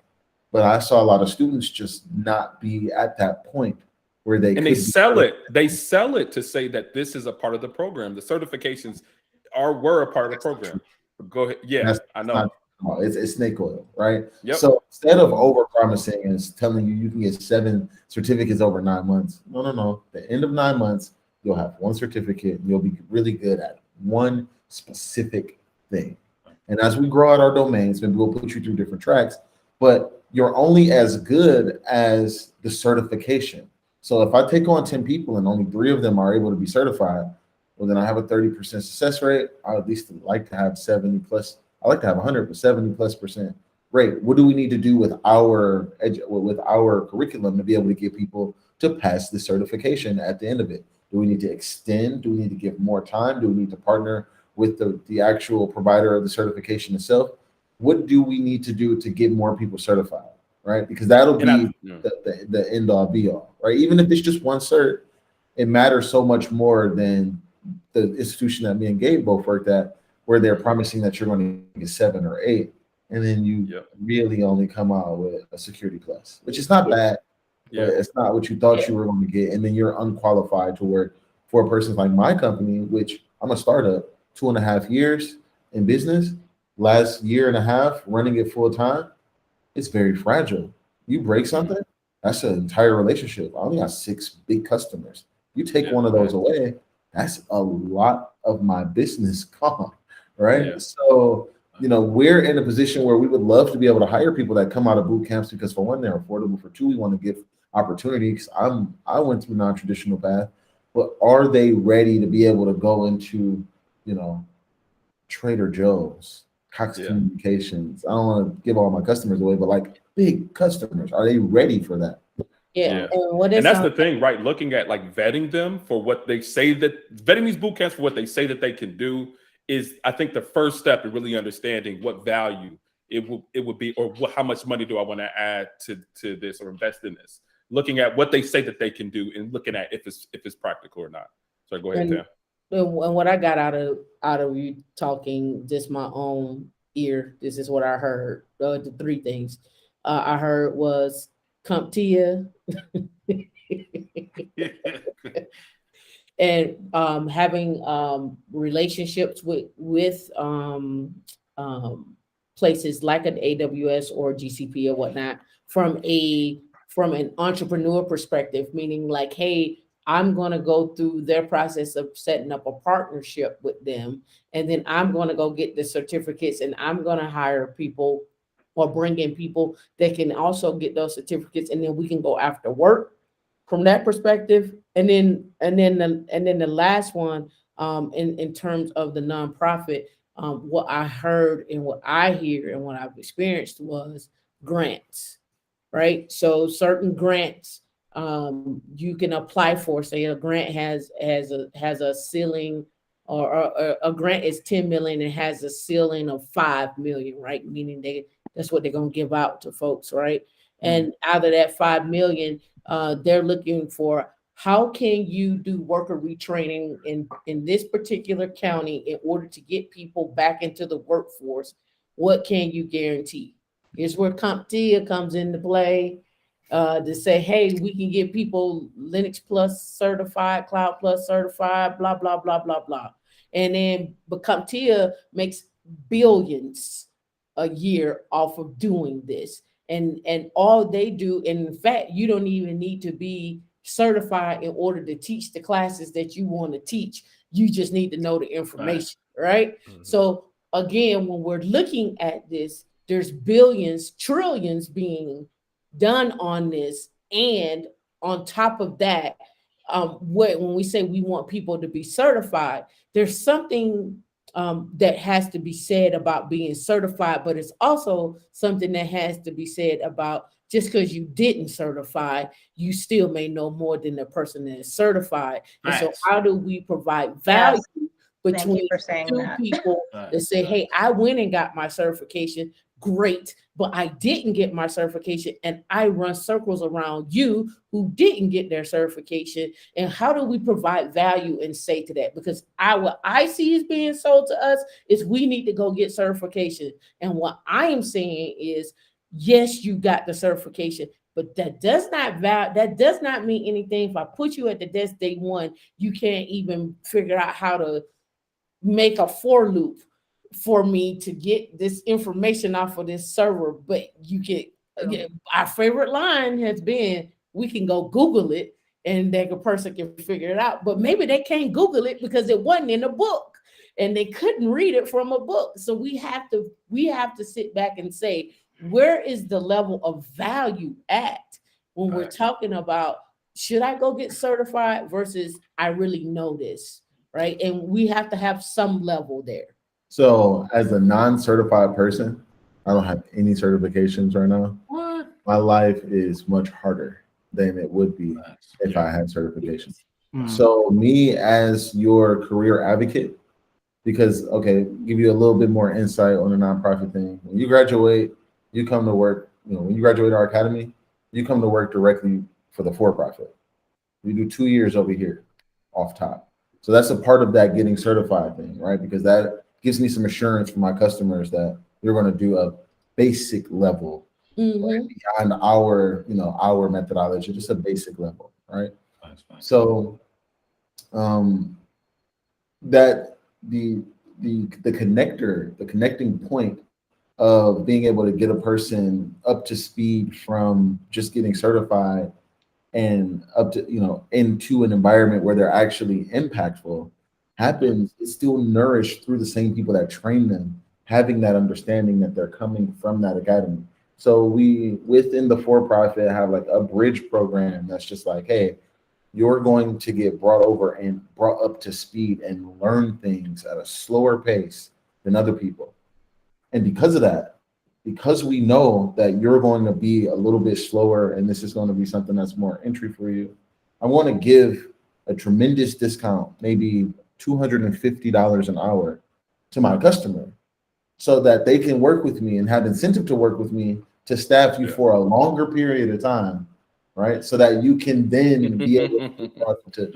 I'm interrupting you, Xavier. Don't do that. I worked with PricewaterhouseCoopers. I worked with all the big accounting firms.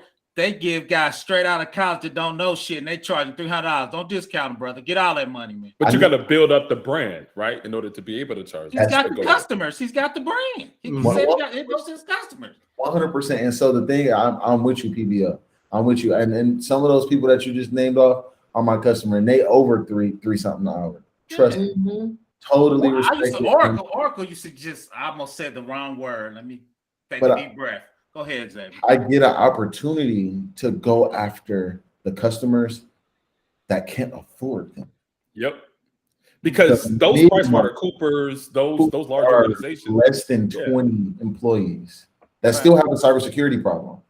That can only really afford $70,000, $80,000 a year on a budget. Right. Like, and those people that run those companies often look like us. That's all I'm saying. And those large organizations are not. Go ahead, Gabe. And those large organizations are not looking for. I mean, those small organizations are not the customers of those PricewaterhouseCoopers, right? So that's an untapped market for services, at the time. So to your point, And let the president tell it, every CEO is supposed to be thinking about cybersecurity. So it could be something as simple as security awareness for phishing, email security gateways, endpoint hardening, basic stuff. And I'm gonna get it. This is because I see this in the chat because some people say they're big on search, right? I'm gonna give you this caveat from engineering managers that I work with at a lot of large companies. They don't care about your certs. I don't know, but listen, you may not have this experience, but what I'm saying, the ones that I have worked with, they don't care about certs. They need to know what you know when you show up. Who cares about the certs? What I've seen is, hey, I'm an entrepreneur. I'm going after this work on maybe the DoD side, and then I need for you to verify to me that your company can do this work. But as an individual going to work for a company like a Lockheed Martin or whatnot, I myself, the person going into that position, doesn't need to have the cert in order to do the work. And if I do, they'll probably provide the training, because the training for some of these is $7,000, $8,000, $15,000. Can you attend the class? And once you attend that class, apply what you know to what we need to do.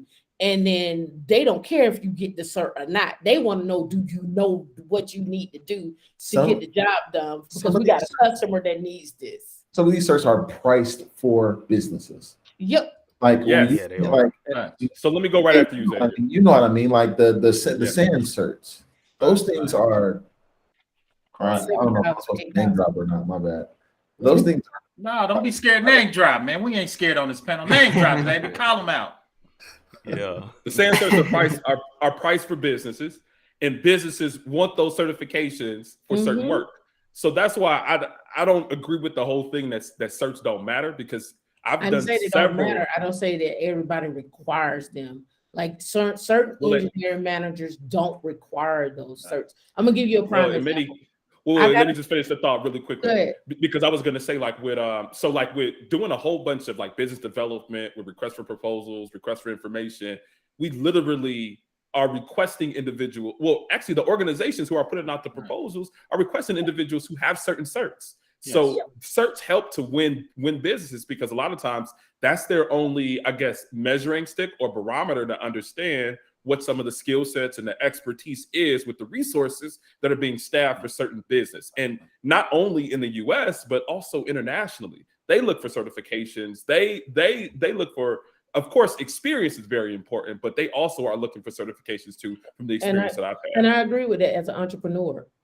No, this is for large, huge tech organizations. This isn't for entrepreneurs. When I say entrepreneur, I'm talking about you as a business. Going after I'm talking about large consulting firms. Okay, same thing, right? Same thing. But when I'm looking at a KPMG or a Accenture or whatnot, they're not asking for. They're saying it'll say desired or preferred. It's not that you need to have. And even when you start looking at some of the actual leadership positions. When I look at some of the leadership positions, they're not requiring that some of these people have these certs. They just want to know, do you know the information? And it's job dependent, it's company dependent. You can go get the cert. It doesn't guarantee that you know the information the way they need to use it. It is really who you interview with that is going to require that. And you have the option and the ability to go after getting that cert if you want to. And Tam, and to kind of follow up on that, just for the public's sake, I know I said that, my life would be easier if I had certs. 100% would be. And the reason why I know that is because before I was able to get letters of recommendation, it would be way much harder for me to be able to get in front of hiring managers. I mean, you wouldn't be able to break through the recruiter or the HR. That's where the certs really come in motion. But then once you get to a hiring manager and you have a conversation with somebody that's more human to human, around like, professional development, kind of natural interests, things that are much less on paper and just come out, that's where, you can really shine. So my advice to people is have projects, things that you can, show that will replace the knowledge of any specific certification. And then also a big thing that all of us do on here is create content. Without a certification, if you go to a syllabus and you make videos on every topic that's in the syllabus, that's as good as being certified. 100%. Because now you verify, a person can go through and verify that you have this knowledge, that you can at least regurgitate it, even if you don't have it, but you can demonstrate it and teach it, right? And then that is enough for them to be able to know that you've been exposed to enough for them to be able to teach you anything that's specific to the job, right? These are ways to be able to get around the need of having a cert. I like to play the game on hard mode. I like to know that every time I'm the underdog, because whenever I win, I'm winning big. I effectively have hit the ball out of the park. So if you want to play the game on hard mode, one thing that'll help you, letters of recommendation. I have like 8. They're very, very powerful. That works well. And content. Written content on Medium, if you don't want to make video, audio-based stuff. Podcasts will be nice, but YouTube is king for right now. I was gonna say that because I do so much training. I trained over 300 students, and everyone's circumstance is different. So it goes back to the ATS system and goes back to the hiring manager and how that works. Because some companies require a cert. Like I trained over 1,000 students, like even more than that. So it's just like it depends where you live. It depends on a lot of different things. Because if you go to CompTIA A+, we talk about that, for example, right? They don't care about that in the UK. They care about apprenticeships over there. So it depends where you live. It depends on a lot of different things. So I seen someone get a job in IT with no degree, no certs, because I trained him. I seen someone else get a job in IT with just having the A+. I seen someone else get a job in IT just having an Azure certification. I seen someone else get a job in IT because they had a degree. But there are several ways to get into IT. There's a lot of different ways. There's more than one way. Even home labs, like if you do home labs, like you were talking about, if you create a home lab, you spin up a VM and you start messing with things, touching everything, and just dabbling on different things. I don't know, throw an instance of AWS, right? Create something on Azure Cloud, and then you could talk about that when you're doing the job interview. So it's a lot harder for you to get through the interview process or through the ATS system. Is if you have no certs, but you could still get a job. It's possible depending on the company. It's very like it varies from company to company. Some companies require cert, some don't require cert. And then the other thing with what Tam was saying is that the certification, like anyone could go in and memorize an exam, a certification, and then pass the exam. Like, do you know what you learn? Versus you study and just memorize it, right? I mean, talk to the DoD about that, right? Yeah. They got that 8570 list. It's literally, well, I do you can't even get work. past that without getting a certification. Well, I do DoD work, and I got the Security Plus, but I don't have an AWS cert or any of the other certs. I got a SANS cert, and I've been working in DoD for 20 years. No, but Security Plus is on the 8570. Yeah, so that requirement came out probably like 10 years ago, probably like 2013, 2015, something like Yeah, that. and I think they just not starting to update it. Yeah, it wasn't a requirement before, but it was a requirement for Security Plus. But it is not a requirement for you to get a job working in the DoD that you need an AWS cert or any of the other certifications. The only certification that is required right now is the Security Plus. Now, are there certain contractors in the DoD that want you to have certs? Yes, because they're looking at, say, the Air Force may want someone to come in that has data engineering and has a cert in it, but they're really specified. So when I'm looking at this, like I already told this before, I work on Space Force. I'm hiring people right now for Space Force contract, but I'm not looking for people to have a cert. I'm looking for people to have knowledge and who have information. If they have the cert, that's great. Kudos to you. But that doesn't mean anything when we get in this environment and you have to adapt to this particular environment. So for me, it's not about you having the cert, it's about you having the knowledge and how people communicate with you and you communicate back with people. That's what I'm looking for. Yeah, and go ahead, PBO, and then we're gonna go to Cheryl last, and then after that, we're gonna go on and give last thoughts, because I didn't want to hold up you guys too much longer. I done put 3 hours. So getting good. We're gonna have to. Xavier Young, he might got something else to do. I'm old. I ain't got nothing to do, man. I'm talking all day. Go ahead. One thing I just wanted to say is, I know everybody knows this, is half the jobs are posted is already filled. They post them because they have to, right? So the other thing about that is, and I think just because you got a cert doesn't mean you know what you're doing, right? Those are two separate things. I tell people you can do compliance and not be secure, and you can be secure and not be compliance, right? So those are two separate things. I don't have a CISP, but I promise you 20 CISP call me every month asking me questions, right? Because I know this shit inside and out and I eat it for lunch, right? So those are two separate things. Yeah, and I think that I from my perspective and what I'm experiencing, it's almost like Tam, how you're saying, it's about the knowledge and what you can do. Like if you're going in for surgery, I don't give a damn what the person, what kind of surgery, can he do it? Can you save this life? Can you? And as a profession, I think there's a lot of evolving that we have to do, because we're going to be forever chasing the adversary if we don't change our attitude about knowledge and learning and exactly what we're doing in these organizations. And if y'all been on my channel, y'all know what I give. I ain't gonna do all that over here. But the fact is, we cannot let certifications and things like that hold us back from learning and doing what we know to do. Wait, I'm sorry. I don't mean to challenge something, but you said as long as they could do the surgery, you cool with it? Like they don't gotta have a medical degree or nothing? Listen, if I'm required to have that medical I'm in a degree. hospital hurting on a table and somebody's there saying, Cheryl, like I said, I'm not asking them, well, let me see your whatever. If you can do it, if you have a history of doing it, then let's do it. Gabe, You gotta have that medical degree for me. I'm sorry. 5 minutes away from Tijuana, and I know a lot of people down here in SoCal. They go to the dentist right over in Tijuana. I'm just tossing that out there. Listen, y'all taking some risks that I'm not willing to take, but I got you. Hey, them BBLs been taking risks. And look what we have. That's too far, Tam. They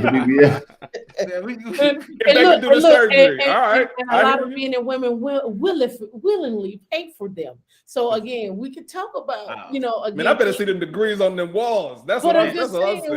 We have to really have a conversation about, can the person really do the work, and how do we measure whether they got the certificate or not? How do we measure can that person do the work? And that's where I'm at. I can go get certifications all day long. I paid $7,000 for a course that I need to go finish taking right now. I took the SANS course and it passed and got it, but I got the plaque sitting on the floor. I know the stuff, but here's the other value: is the organization going to use what? No, they're not. They're not. They sure won't. Right. Well, they'll pay for the renewal. That's what they'll do. That's what I'm saying when we were talking about the value. It is you go get this cert. Is the organization going to use what you got, right? So then you seek out places that are using these certs, because people go out and get an AWS cert, right? And then a company will come along 2 years later, like, oh, we're getting ready to go over to Google. We're getting ready to go over to Azure. So you need to go over there and get this cert, or you need to take this training, right? To me, we need to focus on foundational skills. What are your foundations? Like, do you understand the foundations of what makes up the cloud? Do you understand the foundations of what is, when I say we're doing threat modeling, do you understand the foundations of that? Do you understand the foundations of what a kernel is, and what an operating system is, and what an IoT device is? Understand foundationals, because now I can get you and I can put you in any lane that I want to, and you can adjust because you understand that. So why can't we say both then? Why can't we say certs and an experience, or certs and a knowledge? We can, but I just don't want recipe. Yeah, I just don't want us to get caught up like, all right, in order to get in, the only thing I need to do is I need to go get this cert, and somebody interview you and you don't even know it. But finish, Tim. I got to add to the end of that is, and I'm going to say something radical is, as people are minority, they gonna make sure you know that stuff. If you don't know it, your ass gonna be out of there. So you better work on your lab every day, work on your skill, get with KeepItTechie and get you some OUs and some GPO knowledge and some Active Directory, import, export, RS4 going from one domain control. You better have some skills, because if we the first one hired, we're gonna be the first one fired. I fucked that up as I always do. I always messed it up. But y'all got it though. So you better get them skills. That's all I'm saying. You better get it. Because when I've been a consultant, I've seen 60 people walk out on a Friday and grown men crying. So you better have some foundation so you can go to the next place and get you a real job. That's all I'm saying. Right. And that's the reason why you gotta interview at least one time a week, because that's gonna keep you up to date on what your current skills is. Because like PPO said, he's been doing this for 30 years. At one point, exiting Vim, that was a big deal. Like, what? You made it to that page in the book where you know how to exit out of Vim? Now, it's a running joke, but you can Google your way out of most situations.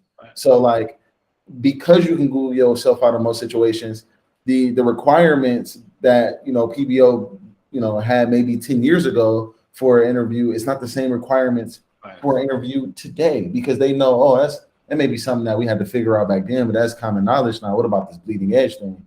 So continuously, staying abreast with regard to what the requirements are will really help you maintain your knowledge base outside of being certified, because certifications, they get stale really quick. And I know like that. I'm sorry. Go ahead.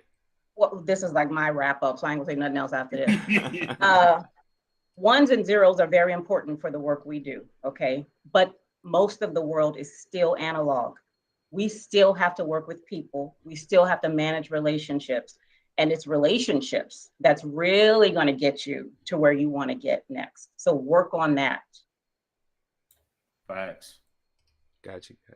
Yeah, and I just wanted to throw this out there. I've been throwing everybody's channel link in the chat, because I don't want to be the only guy talking about tech. You know what I'm saying? I want to people that's smaller than me, bigger than me. I want to share everybody's channel, and I want people to put themselves out there. That's one of the reasons I decided to do this panel, because I don't want to be the only one talking about this, or I want everybody, they have a lot of value to bring to the table as well. You know what I'm saying? And I just want everybody. That's why I've been saying y'all drop y'all links and stuff to y'all channel, because hey, y'all bring a whole lot to what I'm doing, especially by agreeing to these interviews. And I definitely appreciate you guys coming through and having this conversation. We're gonna have to do it again. This this this has been an awesome conversation. I definitely appreciate it. You know what I'm saying? And I know the people that are out here appreciate it too as well. You know what I'm saying? And whoever, if you're watching this on the replay, just take what you can out of these conversations and apply them to your life and try to help you, especially if you're trying to get into the tech field. You know what I'm saying? So just take some of this stuff in and apply it to your life, because it's coming from tech professionals that have been doing this for years. And what better way to improve than getting the information right from people that are in the field.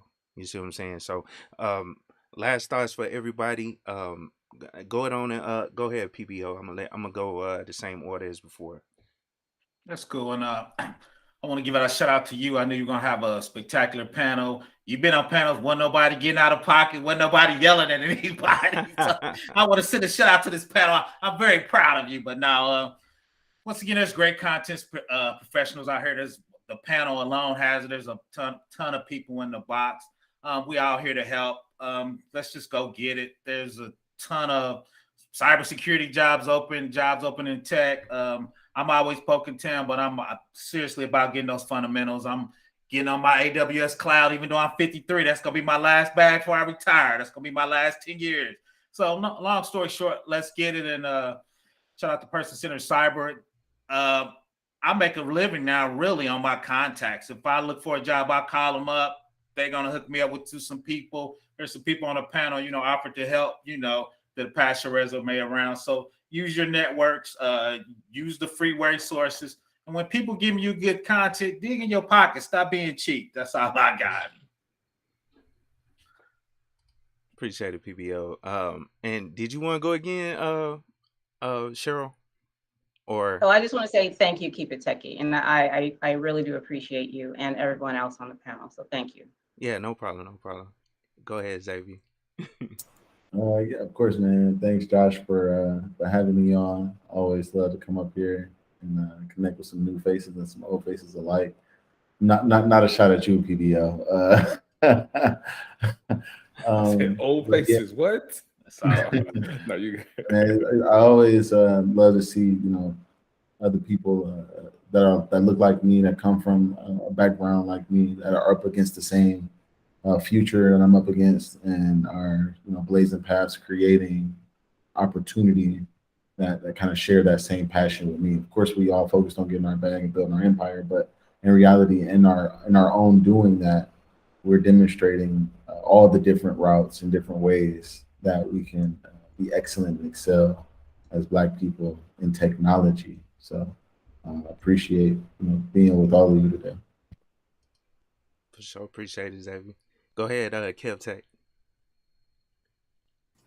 Thank you, Josh, for having me here. I greatly appreciate it. For everyone that's watching, at the end of the day, it's a community. So don't be afraid to reach out to people. Just ask for help. Like, people will help you here. Like, people that are in the panel are here to help you. So just ask for help. Don't be afraid to ask for help. The second thing is, for me, like I always say this in most of my YouTube videos that I make, is don't be afraid of, if you're brand new, don't be afraid of rejection. Like, rejection is a thing when you're applying for jobs and getting a job. Embrace rejection. At the end of the day, someone will open the door for you. All you gotta do is just keep trying. So don't let that be something that discourages you. And you feel like you're getting demobilized, like your morale is going down, ask for help. Talk to people. Don't reach out. Don't be afraid to reach out. People are here. You know, get out of your comfort zone and just reach out to people. And thank you guys for having me here today. Appreciate it. No problem, Kev. And go ahead, Tam. Yep. So first things first is tech is a journey. Second is don't learn on this journey alone. You need to be in a community with people, whether it's on LinkedIn or Discord or Slack or whatever the case may be, a meetup, whatever. You can't learn it alone. I'm not going to say you. Let me clarify that. You can go learn it alone, but it may slow the process down. Let's say that, right? And when I say slow the process down, your network could help you with speeding up that process, right? In terms of, hey, I need to know Linux. Oh, what do you need to know about it? Oh, I need to know this. Oh, and I can move on and I can go, I need to know these things as well too. So speeding up your tech journey is super important. And when I say that, I'm saying understanding what you need to learn and where you need to go to learn it. And then sometimes people have scholarships that you didn't even know that existed for you to get that information, right? So again, you don't have to be alone out here. And my last thing, I'm gonna shout out Women in Linux. We're getting ready to go live. I was supposed to go live 30 minutes ago. I'm hopping off to go live now to talk about just what we were just talking about. I'm mentioning 15 jobs. I'm talking about how to get the education, how to get the training for free. You don't have to rely on us. I'm showing you how you get that information for free, showing how you can figure out whether or not, and this is my last little blurb, figure if you even like it. Yeah. You may not even like it. So figure out if you even like it first by taking the free content and taking the free course, and then say, oh, it does not make sense to me. That's maybe not for me, and then move on. So I catch you all on our channel, Women in Linux, and I turn this over to Gabe. All right. Thank you, Tam. Yeah, man. Yeah. I just want to say thank you for having me. As always, my guy. Appreciate being here with all these great cybersecurity and tech professionals on the panel. And yeah, I think everybody has said it all, so I'm not going to be long with it. The only thing I will say is please subscribe to my channel, Struggle Security YouTube channel. We are trying to grow and everything over there. So your support and your subscriptions will help me produce more and more of that type of content. So thank you again. And yeah, happy to be here. Cool. And I appreciate all you guys. I just want to say that again. I definitely appreciate you guys. And another one of the reasons I brought you all together. So yeah, I mean we like what's been said throughout this panel. I mean we all need to work together. You know what I'm saying? And you guys are all content creators, and I want you guys to collaborate as well. Not just excluding me. You know what I'm saying? I want y'all to do it on your own. You know what I'm saying as well. So that was a reason for doing it as well, to introduce you guys. And if you haven't met, most of you guys have met each other, but just motivate, or I don't know, put it out there that I mean we all just can work together, and I think that will help the community as well. So like I said, and definitely appreciate everybody that came through for the live stream. I know Tam, you about to start up your live, so let me go on and close it out. But shout out to everybody that actually came through. Shout out to everybody that donated. I see you, Stephen, clearly. Thank you for the donation, as well as Engineering Cannabis. Appreciate you coming through. He says, "Do not go, Tijuana." Laugh out loud. Great topic, KIT. Yeah, appreciate it. But like I said again, appreciate you guys coming through, and I definitely will try to set one of these things up for the future, so we can all get together and talk about another topic dealing with tech to possibly help someone. So you guys already know my motto, so we're gonna go on and say it out right fast. Keep it techie. Keep it techie. And if you guys can stick on for a second, hold on 1 second. It's help you, Tam, if you got a ring. No, I got a hot 2 minutes.